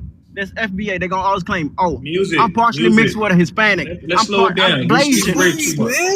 Music. Let's slow it down. You like the speed race. Let's slow it down. In mass, Africans say they try to now come under our moniker and umbrella of Black American and African American. Yes, because I feel like as a whole, Black African, Black. Can you like chill out, bro? This is right, like you really gotta relax. Yeah, my bad, fool. You're really excited right now. I swear I am. Yeah, you're really excited right now. I know people get excited when they come around elite Black Americans, but let's have a conversation. I'm a part of that group too. I feel like elite Black. I'm a part of that group. Hold on, family. Hold on. So again, as I said earlier, you guys in mass don't have pride in yourself because now you're coming over here and calling yourself African American and Black American. So what is this African pride when you guys are talking like us, walking like us, acting like us, the mannerisms, right? Okay. Everything about y'all is a complete cosplay of us. So you guys don't have that pride and don't want to be African, but want to be Jehovah African Witnesses at our door preaching the good word of Africa and telling us we African. Isn't that interesting? No, listen. Okay, so if I were able to speak my native tongue, you would not understand me, right? Of course, I'm gonna speak English. I'm gonna speak what you can understand because we both understand the same language. I'm gonna speak to the same level we can communicate. If I come on and start saying my native language, we wouldn't be able to communicate. So you're saying, oh, I'm talking like you, I'm speaking your language. No, English is not just your language. America's American. I never said speaking. I said your whole mannerism. I don't even know why you made that statement. Hold on, man. Hold on, everybody, come on now. One mic. Shut your mouth. It's not your turn. Hold on, man. When people travel around the world, how do you make it look like that? Calm down, everybody. Calm down. I'm just trying to have a discussion. I just got off work. I'm trying to have fun. After I drop Tucker, we're not going to do that. We having a conversation. You come to the stream. You can do that on another platform where they do that. This is an educational platform. This is why this is not an argue and fight. If you want to argue and fight, there's other platforms for that. Right? Mm-hmm. We're trying to have a conversation for understanding because obviously there's a mental illness of people that want to force illness? Like, that don't make sense. Black Americans, right? So we got to kind of break the psychological, like on the psychological level, and see why people are literally obsessed with trying to make Black Americans. No, can you explain to me what does a FBA like? What determines a? I promise I'm gonna mute up. 1 second. I promise I'm gonna mute up. Let me finish my thought. When I finish my thought, I'll mute up and you can talk. Okay. Again, as I stated earlier, a lot of Africans that come here, I'm not talking about just speech. I'm talking about the mannerisms, the walk, talk, act, everything about them is a Black American aesthetic. I don't care how you try to repackage it, repaint it, it's what it is. There's no African pride in that. So if you guys are not prideful in yourself and being an African, how are you trying to push an African pride on Black Americans? Exactly. How many Africans do you, because I see plenty of Africans. All the Africans I know, they all dress in their own cultural attire. They are proud of where they come from. They got their own traditional way. They cook their own food. They got all that. So they are proud. Just because they outside go to assimilate. They assimilate. That's Sir, what I used to live in West Africa. Why do y'all speak English in West Africa? Because American English is a growing language. It's the #1 language all across the world. So you're ashamed of your own language. Black people. So what you're saying, sir, is you're ashamed of your own language. No, everybody. It's just like saying, "Oh, Spanish is #2 in America. Why everybody speaks Spanish in America?" Like, no, that that's not like saying that. Yes, it is. Because you said, "Why we speak Everybody English?" does not speak Spanish. I don't speak Spanish. Who? Most people. I'm American. I don't speak Spanish. Not like saying that. Yes, it is. Because you said, "Why we speak Everybody English?" does Is not not speak Spanish. I don't speak Spanish. Who? Most people. I'm American. I don't speak Spanish. Language after English is Spanish. Okay, any job it you might look for, be the any second language. It's no, because I looked this up actually recently. But it might be the 2nd language, but it's not close to how often English is spoken. Yes, English is worldwide though. That's like saying, why is British people speaking English? Why is who else? Who else can I say? It's like saying what colonized. Why does it's not like okay. It's not like that at all. Yes, what else place can I say that's not American but colonized by American that speak English? What else? Give me an example. The point you're missing a point. You're really missing a point. Okay, because that's not. I swear I am, because I don't know when you said why are we speaking English? That's what he told. Why he said. That's what he said. Well, he said why? Yeah, I've been to Africa and they speak first English. off, you have been too hyper the whole time. It's. I'm trying to interject some energy in here, baby. You've been too hyper. Other people are trying to talk. You can't even let nobody finish their question, finish their statement, or he asked me a question and I was answering his question. He literally asked me a question. He didn't even get to I finish swear he said, "Why before, dude? You doing it right now? Brian Darcy, can you go ask your question? All right, I'm gonna have to control you, champ, because you just gonna keep going. You on autopilot. Go ahead, Afro, because I gotta team this dude. This dude just on autopilot. You're doing it right now, and this is exactly what we're talking about. The point he's asking is the African pride that you claim that we should be proud of and we should embrace and all of that. Someone who lived in Ghana is seeing that y'all don't have much of that there in y'all homeland. So much so that y'all are not speaking your native tongue. That's what he's saying. That was the point.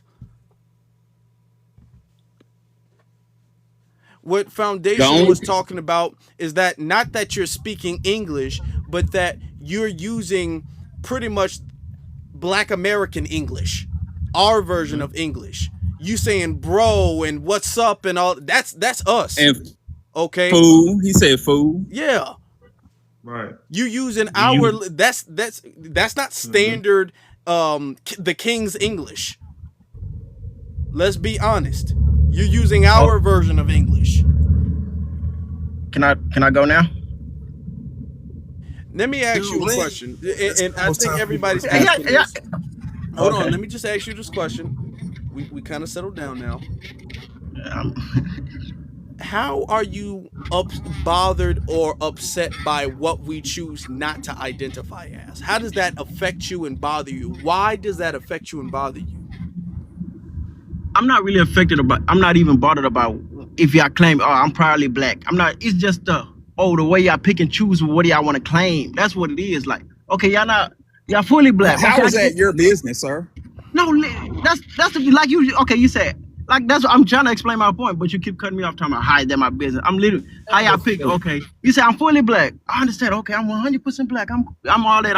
I was born in America. My parents were born in America. My grandparents was born in America. I'm fully Black. Then y'all got some they'll be like, I'm fully Black, but I'm also mixed with this. Like, okay, which side are you? So what are y'all claiming? Like, what does FBA stand for? Like, what do you? And they can do that. What? Again, how does that change your pockets? How does that change your financial status? How does that change anything about your life?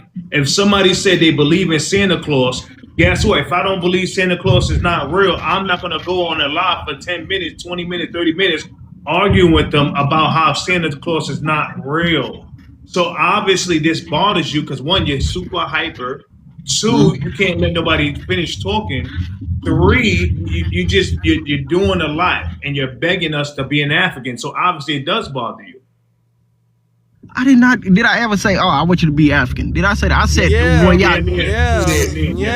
What did I say? What did I say? What did I say? Out of my own words, I said, when "I I want y'all to be asked African." you what is everybody's issue, your issue is the fact that we are not quote unquote acknowledging being African. I want to be African. That was your issue. That's what you first came up here and. This is being recorded, sir. That's what you first came up here and said, is that we don't have an issue, to Professor Allen's point, we don't have an issue in acknowledging indigenous ancestry, but we do have an issue in acknowledging African ancestry. That was your issue. So your issue is not, oh, y'all want to be this or y'all acknowledge being mixed. Your issue is that when we all like, hey, we not African, okay? You're African, and that's cool, whatever. But we're American. That's your issue.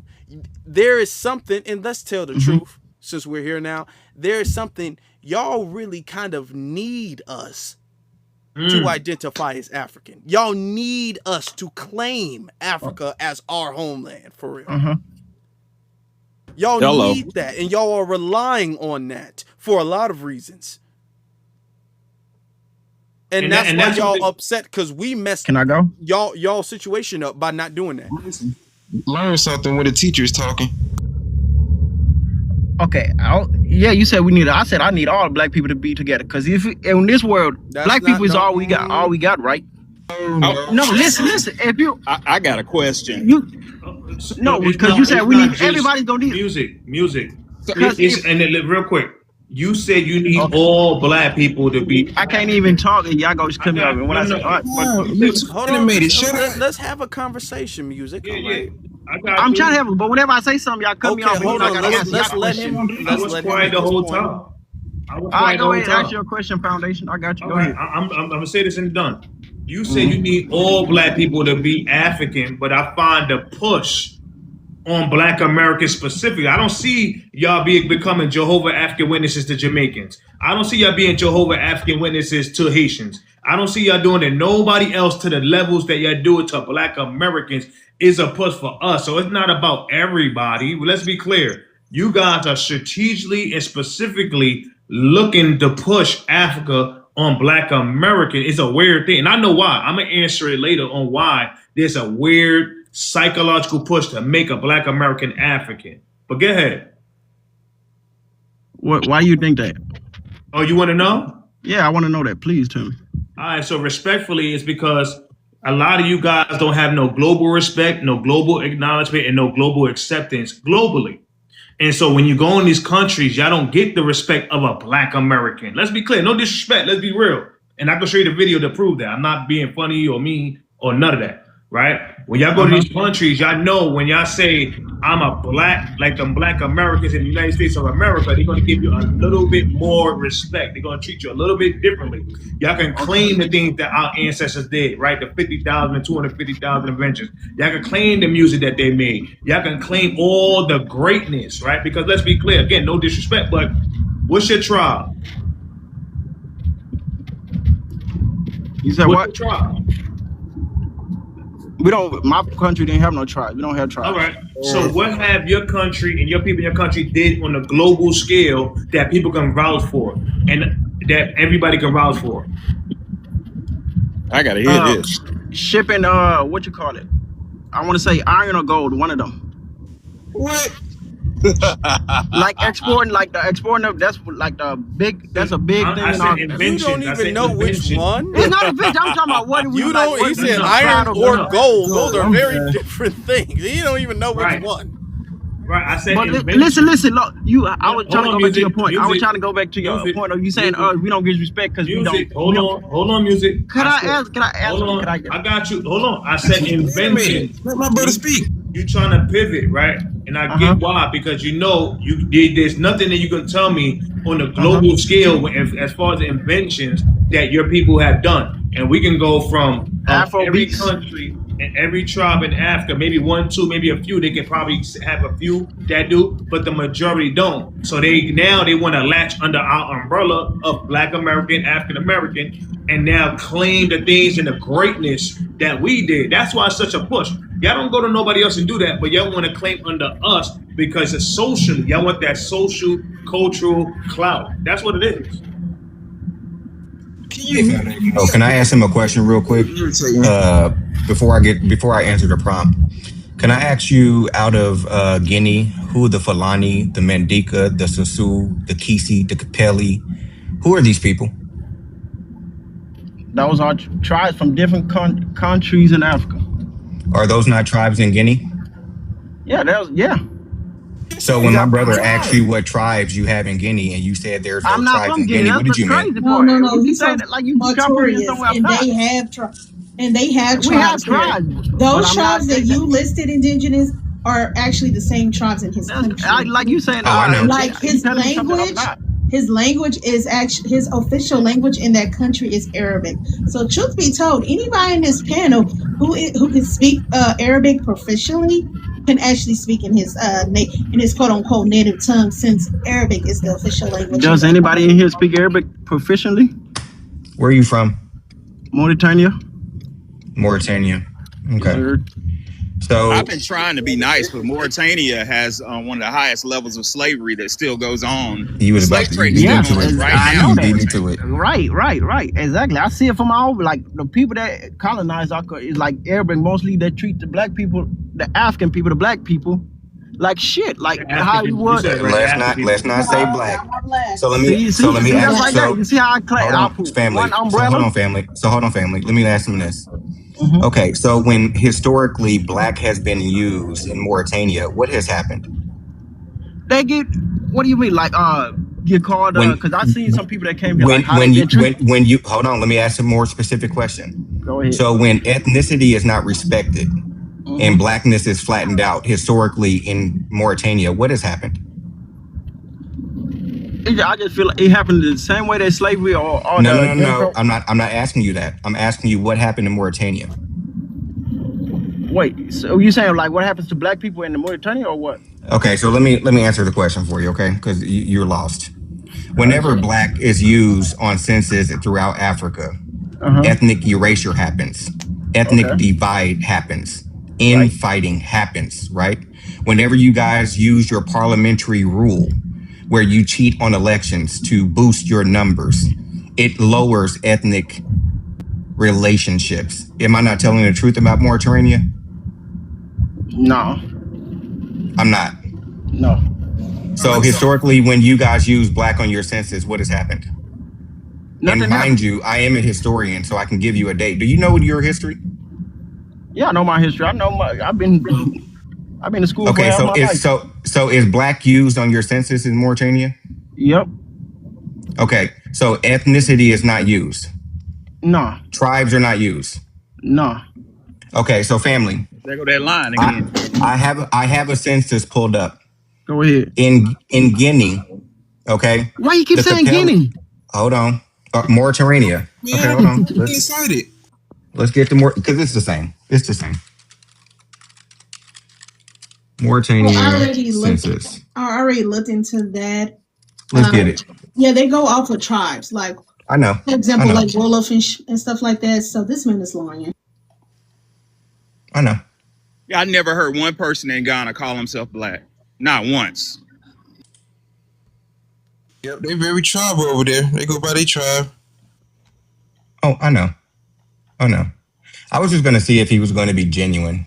He wasn't. Right? These people are habitual line steppers. And for the reason he's up here, because his brain is turning into mush, is because he can't listen to the truth of what's going on, not only within his homeland, but with his people that's causing negative situations towards Black Americans in the United States of America.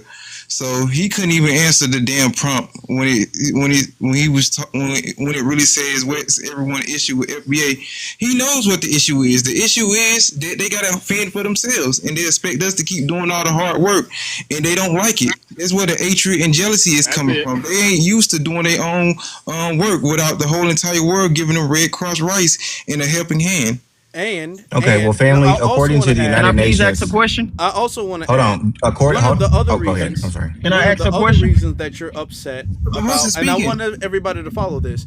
One of the other reasons why they're upset about our identity being, or us not identifying as African, is because with a shared identity comes a feeling of obligation to assist and aid our fellow African brothers and sisters. All right. By us saying, well, you know what, we're American, this is our lineage, this is our homeland, this is what we're going to be focusing on, we don't feel the obligation to make sure we look out for y'all, help y'all, carry y'all. We don't feel that obligation anymore. If we were under the whole identity of, well, we are all African brothers and sisters, so you have just as much of an obligation to help your African brother or sister as you do your American brother or sister. All right. And y'all have been exploiting our goodwill on that. So now we're saying, you know what, we're going to just be focusing on what's right now, what's here in the States, leaving y'all to fight for your own. That's another very important reason why y'all are very upset about that.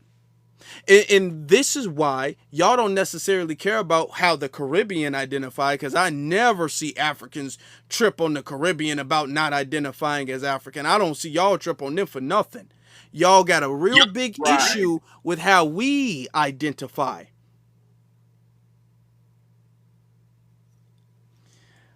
But I'm going to let y'all continue so we can make sure we get to everybody. Do you mind if I get to the prompt, brother? Because one of the things that, I just pulled up Mauritania, and they have the Heriton, the Bedane, the Fula, the Soninke, the Wolof, the Bambara, and the Serer, right? So they do have tribes over there. But I want to get to the prompt. What is everyone's issue with FBA? The issue is chronology, it's genealogy and archival history. FBA's Foundational Black Americans, the reason why we call ourselves foundational is because the ground that we walk on, right? This was prepared for us, right? Everything that we are, everything that we will be was created by our predecessors. We are good stewards of what they've done. These individuals are not stewards of what their ancestors have done. We can start and stop our ancestry on the spectrum of time and back it up with empirical data. Others rely on emotionality and skin color. Example, what was happening in this land, on this soil, the United States of America, 1524? At the same time, what was happening across the world? What was happening in 1799? What do you do with a history of Crispus Attucks when you don't know one single African leader or Haitian leader or Caribbean leader at that time? What do you do in 1966 when the Black Panther Party is forming? And then you look over in Nigeria, they have the Biafra. They're split into 3 different regions and infighting. You look at Haiti and they're infighting, right? What did they do after their independence? And what did we do after our emancipation, right? We created our own version of America. They adopted parliamentary style constitutions and US style constitutions. Example, Liberia, Nigeria, they abandoned the parliamentary style system, adopted a US style system, right? All others adopted a French or British styled agenda, constitution. So they come over here and they preach about this white tea supremacy, meanwhile adopting their constitution. So you understand what constitution means. It means the law of the land. So this is about independence versus reliance. What did we do? What did they do outside of a system of oppression, right? That tells you who is the colonizer and who is the oppressed group. Delineation, it cuts off the equivalence through skin color and is now based on lineage. Disaggregation, we're not carrying them particularly politically, socially, economically, right? So this cuts off that vehicle. These people have experienced this split before. This is nothing new. Nigeria experienced it with the Biafra, the Jamaicans with the PNP and JLP, Haiti with the North, South, and Western Kingdom. All over the African continent, in the Caribbean, we see fighting, right, after independence, whereas we had the great emancipation. We created wealth in 3 and 4 different sectors: wealth, income, wages, and labor. What we're witnessing now, people, is reactive attachment disorder. We're witnessing dissociative identity disorder, multiple personality disorder, and Black Americans are going through diaspora fatigue, which has 4 stages, right? It is due to persistent sense of displacement for these people. 1, they have an identity struggle. They live in between 2 cultures. First and second generation still feel displaced. They don't know their place. The second stage is emotional burden from homeland crisis. They carry the weight of a geographical conflict that arises and affects their homeland. Diaspora distress. They don't have a clear social script. Stage 3, cultural and community pressure. Their own culture is unacceptable and makes them stick out like a sore thumb, right? So like, listen to Coming to America when Simi and the prince walked outside and they're in their African garb. They had to go shopping immediately, right? Because they stuck out like a sore thumb.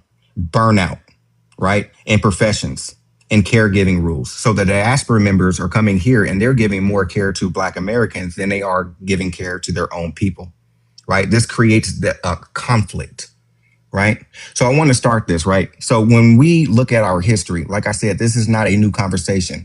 W.E.B. Du Bois and Booker T. Washington had this conversation in the 1800s. Look at BTW's, Booker T. Washington's cast down your bucket speech, right? He argued and protested that white tea industrialists preferred European immigrants over native-born Black Americans, right? So we wanted tougher immigration restrictions when it was them.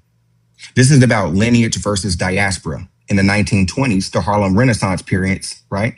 And mind you, Africa has never had a Renaissance period. They have never had an industrialization era, right? So I think that is and they never had a classical period. So that's very important to note, right? But during the 1920s, the Harlem Renaissance periods, the tensions flared between U.S. and Afro-Caribbeans.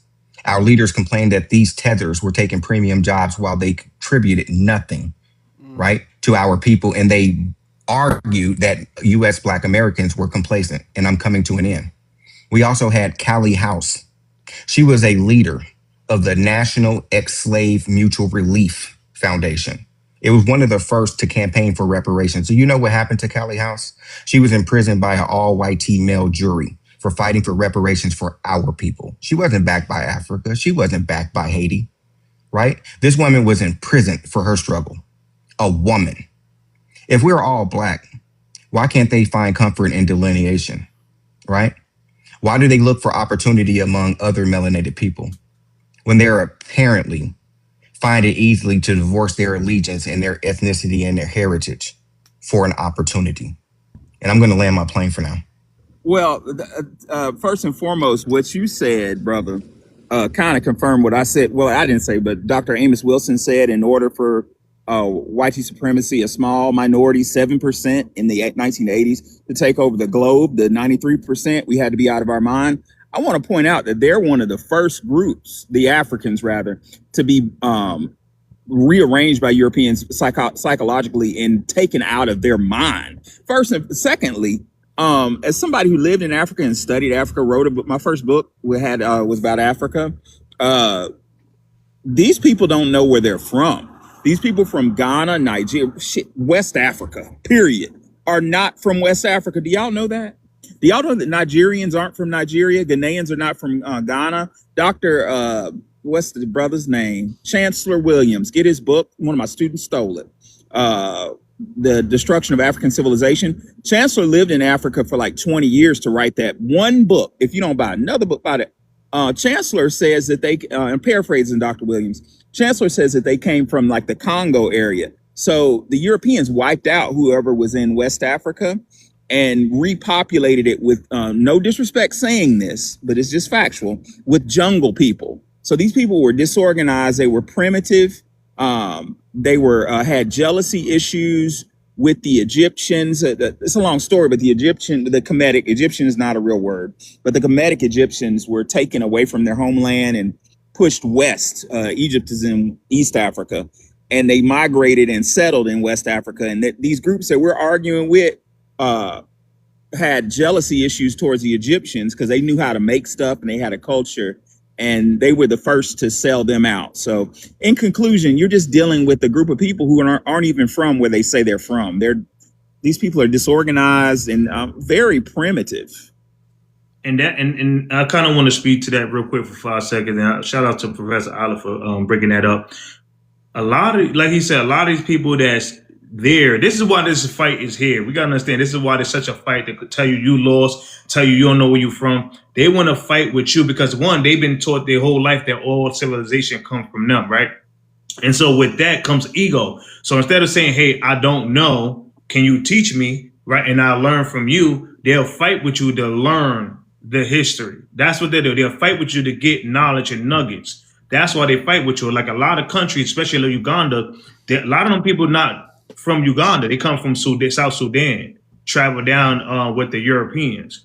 The Yorubas, same thing, Sudan, right? Some of them are from Sudan, and you have some from Saudi Arabia, right? There's certain different origin stories depending on where, right? The Igbo, for some are saying Papua New Guinea, some are saying different areas. In Nigeria, the indigenous people are the Ibibios, right? And there's a couple of other few that's indigenous, but a lot of them other tribes are from different places, right? I talked to Ghanaians, right. They got different origin stories. The Akan, I had some say they from Nigeria, some say they from they Egyptians, some say they from America, believe it or not. I can't believe that one. That's the one that shocked me the most. In Brazil, I think they said Brazil, America, somewhere in America, on the American continent.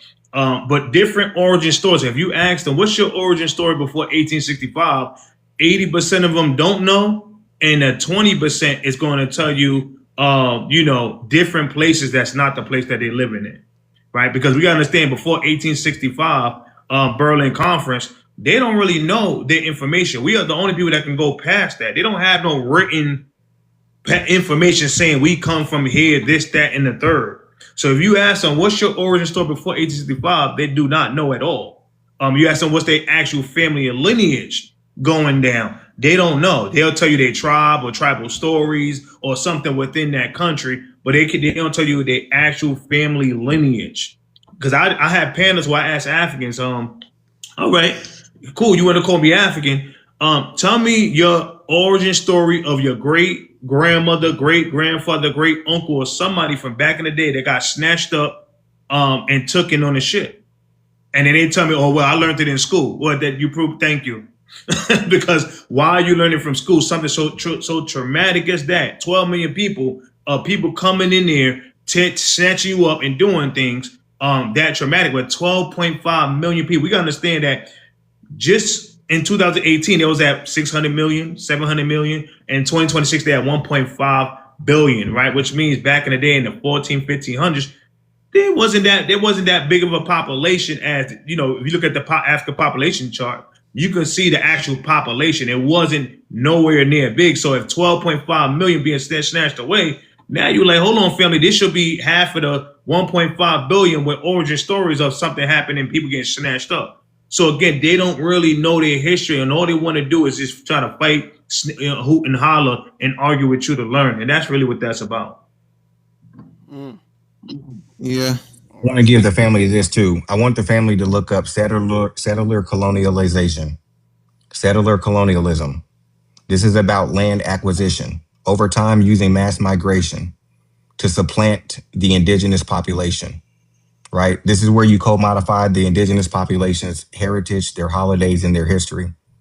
The second part of this is called colonial exploitation. This is where they extract the resources, right? So I want you to write this down because we've been taught that colonizers have a particular skin color, but we never been really taught or to discuss neo-capitalization or neo-colonialization, right? And this is what these people are doing. Look at who they adopted their constitutions from.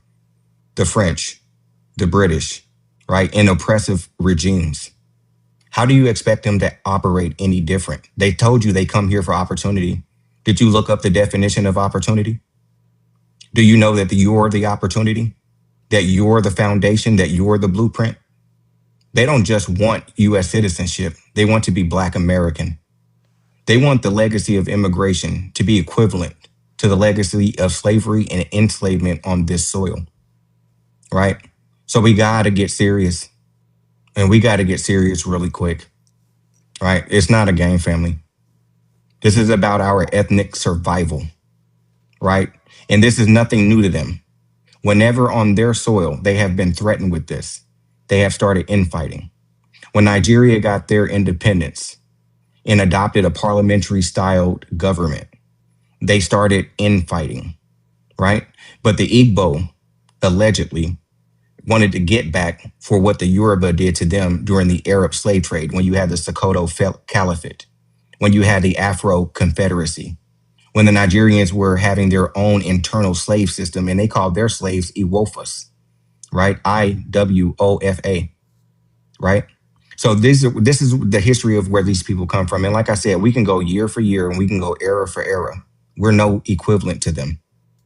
Out of our emancipation and before our emancipation, we achieved greatness, right? They would like to have you to believe that every person that's a Black American with Indian ancestry on this soil was a slave. We were not.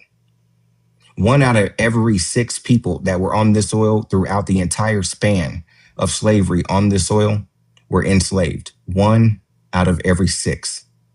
They won't tell you that white tea people were actually on plantations as well. They won't show you those pictures, right?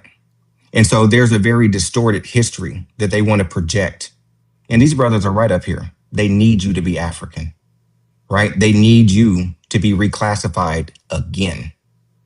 What other reason do they call this an opportunity? What are they waiting around for, right? They're not interested in going back. They're interested in permanency. This is called settling. We've seen pilgrims before. They've all come to us outcast. When those Europeans left Europe after 1,000 years of darkness, they were outcast because Europe wanted to get their act together, right? And wanted to move forward without the vagabonds. This is who we came in contact with, right? And taught them nation building. Okay? So this is not a game, my family. We've had this conversation before. We understand that immigration is not a civil rights issue, right? But mass immigration is a civil rights issue. We've proved this with the Center of Immigration Studies, the National Bureau of Economic Research, the National Commission of Civil Rights 2008 March report, to the U.S. Senate and congressional hearing. We've had this conversation before. We've taken this up at the highest levels of government. Mass migration specifically harms Black wealth, income, wages, and education. If it were not so, then our Black-white wealth gap in this country would be razor thin.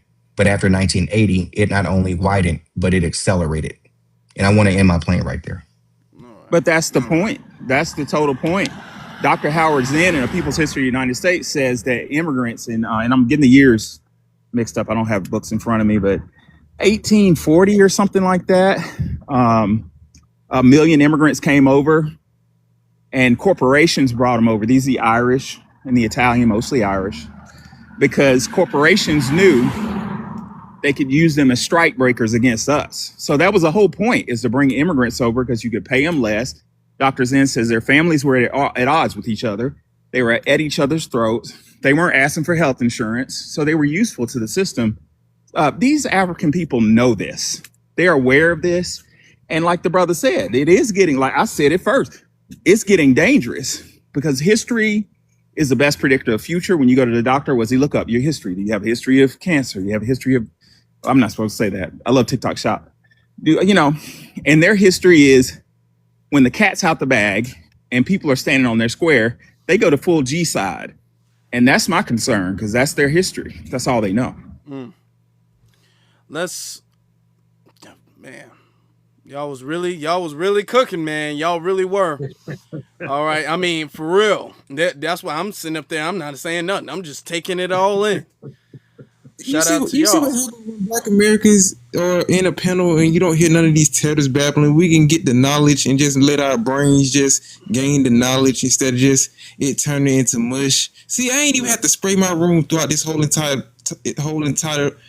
conversation while these brothers were speaking. Because usually when these tatters speak, I gotta spray my room because they just be stinking up the place. But Professor Allen, foundational, indigenous, and Brother Afro. Y'all are very knowledgeable individuals. I can listen to y'all all day. See, I like panels like this because I said this numerous times on many panels.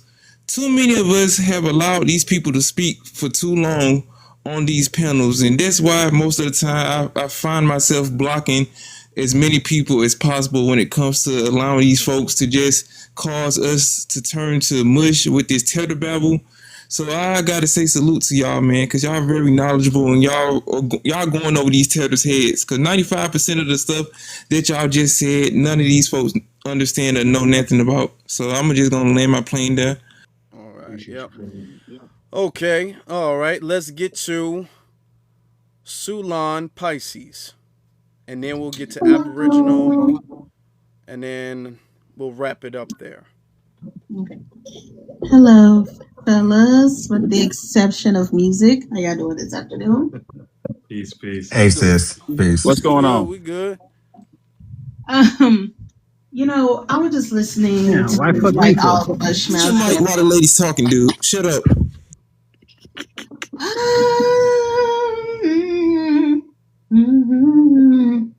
Okay, so one thing I'm gonna say is like I'm not gonna cook like them. I know I'm not gonna cook like the fellas, but I have realized something was it's something about that triggers my memory. I'm one of those like I have a good sense of memory. I find it very funny is how these people want us to be African so bad. But it was like 20 years ago when I was a teenager in the early 2000s. I remember them saying that they was not black, that they were Wolof, they were Yoruba, they were Igbo, they were Ashanti, they were Jamaican, they were Trinidadian, but they wasn't black. They're not black. But now they want to claim blackness. And then also, I do remember with Africans, you know, during that time when I was a little girl in the 90s, and, you know, that whole wave of the Pan-African, wearing the medallion, going back to the motherland, getting the African earrings, you know, necklaces, you know, things like that, and how they would laugh at us and say that these African Americans are not, and I'm saying this out of their quotes, that we are not African, or we're not African enough because we've been so diluted with white blood, with white and Native and white and Indian blood, that we're not African.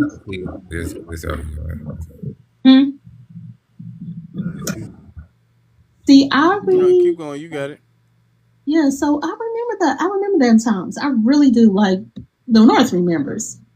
And it's like now for the past couple of years, they want us to be African. They want us to be African, but they want to claim black as well.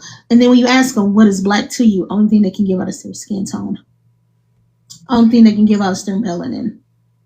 You know, the issue with us is that we stop being their shields. And once we stop being their shields, we are they are vulnerable.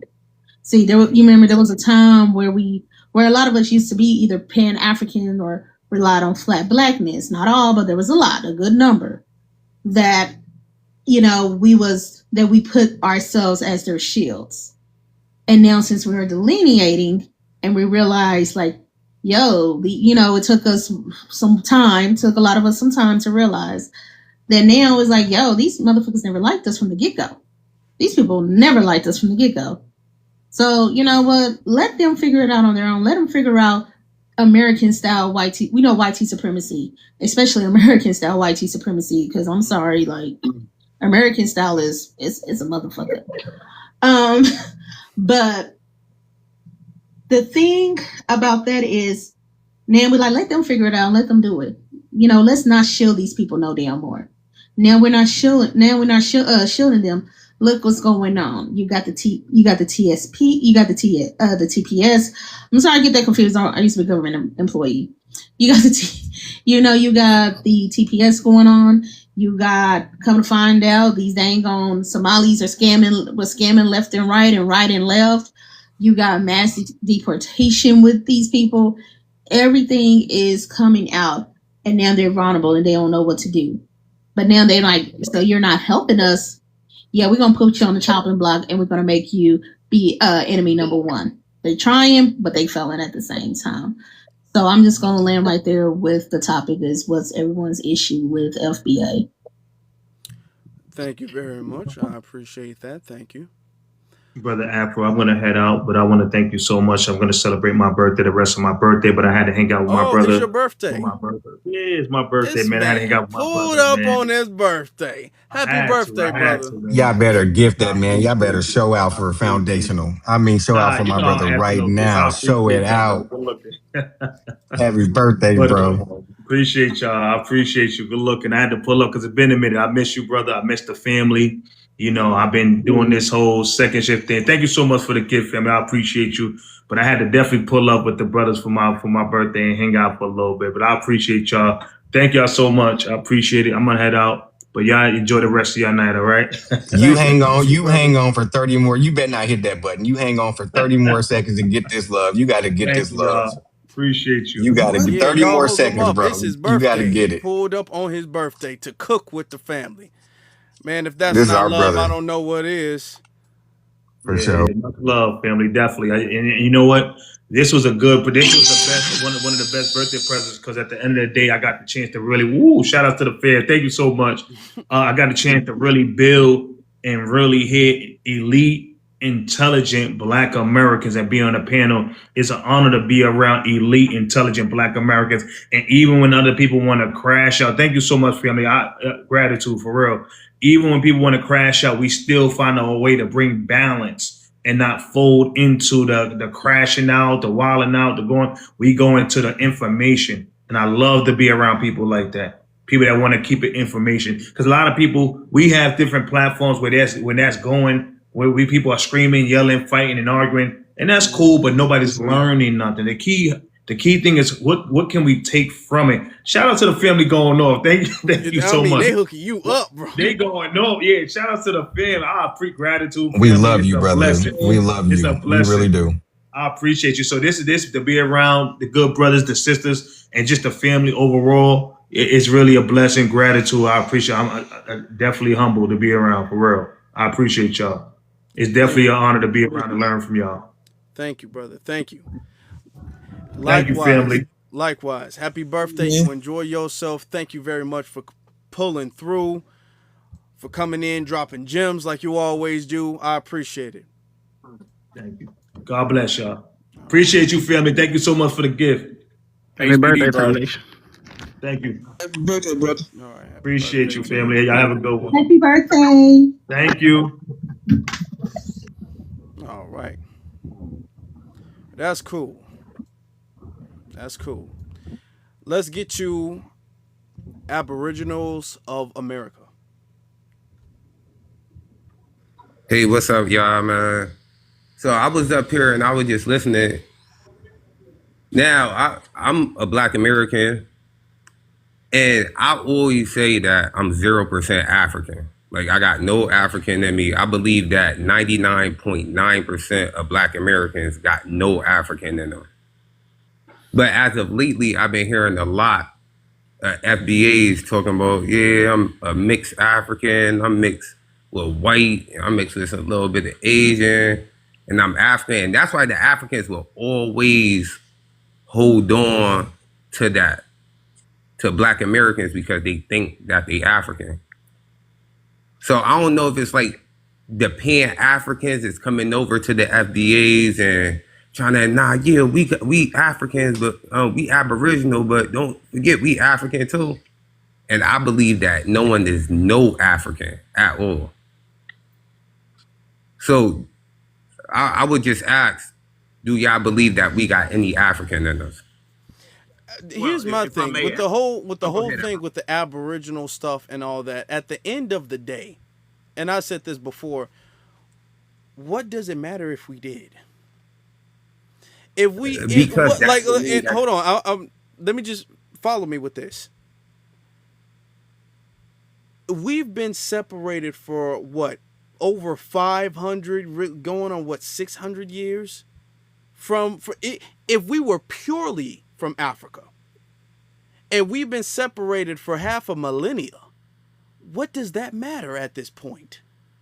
That would make Does you an immigrant. what does it No, matter? it wouldn't. That's my biggest thing of, because that, when you ask that question, that ends the never ending argument of, well, your DNA says, well, this part says, it doesn't matter. We're not Because African. We have no But you could living not today. relatives on that continent. Okay? all We are right, more from here than we are from anywhere else. Well, if y'all look at a book, you probably can get it. If you try to order it, it's $2,000. It's an old book, but Ink. Our sister Ink found it for free on that website. It's called the Negro in Colonial New England. It's a Columbia University book, a scholarly document written from the 1940s. And according to Columbia University, Africans did come over, but check this out. In that book, it says 5 Africans came over per year to the New England colony. Only 5. And they were coming from Madagascar. Most of them were women, and they were coming from Madagascar. Now, number one, 5 divided by 50 million. I mean, you'd have a greater chance winning the lottery than having African DNA. But some of us do have African DNA, but here's a kicker. It ain't West African DNA. It's Madagascar, and those people are totally different. Muhammad Ali was verified to have DNA lineage to Madagascar. So even the very few of us that have African DNA, it's not typical. It's not West African DNA. It's something else. but you see how that could Can I chime in real quick? Because I want us to understand what descent means. The words have power, right? They say that we don't have power, but our words, delineation, disaggregation, descent, that has power. So when we talk about descent, it talks about derivation from an ancestor, birth lineage, right? It has another definition. It says transmission or devolution of an estate, right? A descending line of an estate. Do you know what estate means? That means your state or condition. This is social standing or rank, especially of high order. That's who we are. This is a social issue. This is a political issue. So when we talk about descent, we're talking about birthright, right? We're talking about people that have land. You understand what I'm saying, right? It says here in the definition, and I'm using Webster Merriam, it says one of the greatest classes, such as the nobility, the clergy, and the commons, formerly vested with distinct political powers, right? A person's property in land and tenements. Do you understand what tenements mean? It got changed later to patents, right? Immigrants, slaves cannot own land. We can do our genealogy, and we are landlords, right? That is a clear distinction. Slaves cannot be married. Slaves cannot have last names. Slaves cannot own land. So when I say we can go year for year and we can go era for era, wherever they want to start on the timeline spectrum, wherever they want to start in chronology, we are ready to start. And we are ready to end wherever they want to start and end. so Right? And this is, have you ever, go ahead. Okay, have you look, found oh, any no. We're wrapping things up. We're not about to be doing a whole. I'll let you, respond, but we do have to wrap things up. All right, so indigenous, did you ever find any African in your lineage at all? No. So why would anyone say I got any immigrant lineage if it don't say that when the white man came over here and tried to reclassify us as Negro, literally to take all our land? Why would anyone say, "Oh, I am an immigrant"? Okay. So the white people can continue taking their land. Yes, sir. Okay, here's the thing. With that. Here's the thing, and we're gonna wrap things up here. We are all a part of a foundational lineage of America. However, it's like we're all in this forest, but our own tree, which is our own individual family lineage, might have a different mixture in it. All right? So there might be some people who have absolutely no African DNA, and then some people who have some people who have European DNA, some people who have this or that. you know, and to How many varying out of the degrees. 43 million of us would have African lineage? Okay. That's where we're going to have to leave it, because it's difficult, and it's really, we're going to have to stop trying to argue other people's lineage. As long as we can agree that our But we lineage say is FBA is foundational a to lineage America, as a as long whole. as we can agree that our lineage is foundational to the United States of America, and we're all trees in this forest of the United States of America, that's what needs to be discussed, and But we can move America is a forward past that. corporation. But to sit here and try It's time to for us to go, man. argue Don't do that. the makeup of every tree in the forest is going to be a never-ending argument. But I'm just saying, that's like me saying I'm indigenous to Walmart, because America. Okay, hold on, bro. Hold on, bro. Let me give Thank you you, this. man. Hold on, Thank bro. you. Can I Okay, give you you this? know what? We're just gonna have to wrap things up. We Yes, might sir. be able to pick this up on another time, but we are gonna have to wrap things up here. I appreciate everybody. Y'all, thank y'all. We've been gone, but we back. We've been gone, but we back. Thank you, Y'all brother, make for sure y'all coming tap back. that screen. Let's mass tap before we get out of here. Y'all better show this brother some love. Y'all better show I this brother appreciate y'all some love. inviting me though. Welcome I back. appreciate y'all though. Yeah. Appreciate you. Shut up. Appreciate y'all. Man, Okay, shut the we fuck up. will EJ be ain't do back. shit.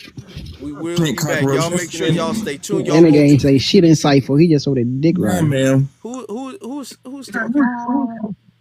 Musician, music, He music. keep getting on my nerves. He need to shut his Okay. mouth. Oh, y'all, I forgot music was still up here. He called ice on you, I man. forgot music was forgot still he up was here. here too.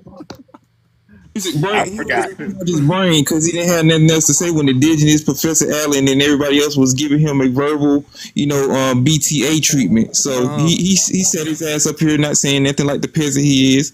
We love TikTok shop. Yeah, I totally forgot this dude was still up here. That's crazy. All right, y'all. We will be back. Y'all make sure Well, y'all hold go on, to brother For the Afro. Hold Culture on, brother on Afro. YouTube. Hold on, brother Afro. You need your flowers. You need your flowers. We want to tell you, man, the ancestors are very proud of you. We see what you're doing. Your actions are not void, right? It is very important what you're doing. When you are judged 60 to 65 years from now, and we ask what everyone was doing when this moment came, who was our vanguard? Who was our voice? You will be mentioned. Thank you. Right? And when we judge this after, you know what I mean? You are going to be on the right side of history. I want you to keep going. I don't want you to stop. I don't want you to have nothing in your way. And if it's anything in your way, use us, please. We will knock it down for you. We are going through the door with you, for you, and for our lineage. We are very, very proud of you, brother. And I want you to keep going, and I want you to be encouraged. We love you, man. Thank you. Appreciate that. Love y'all too. We in this together. We doing this together. Thank y'all very much.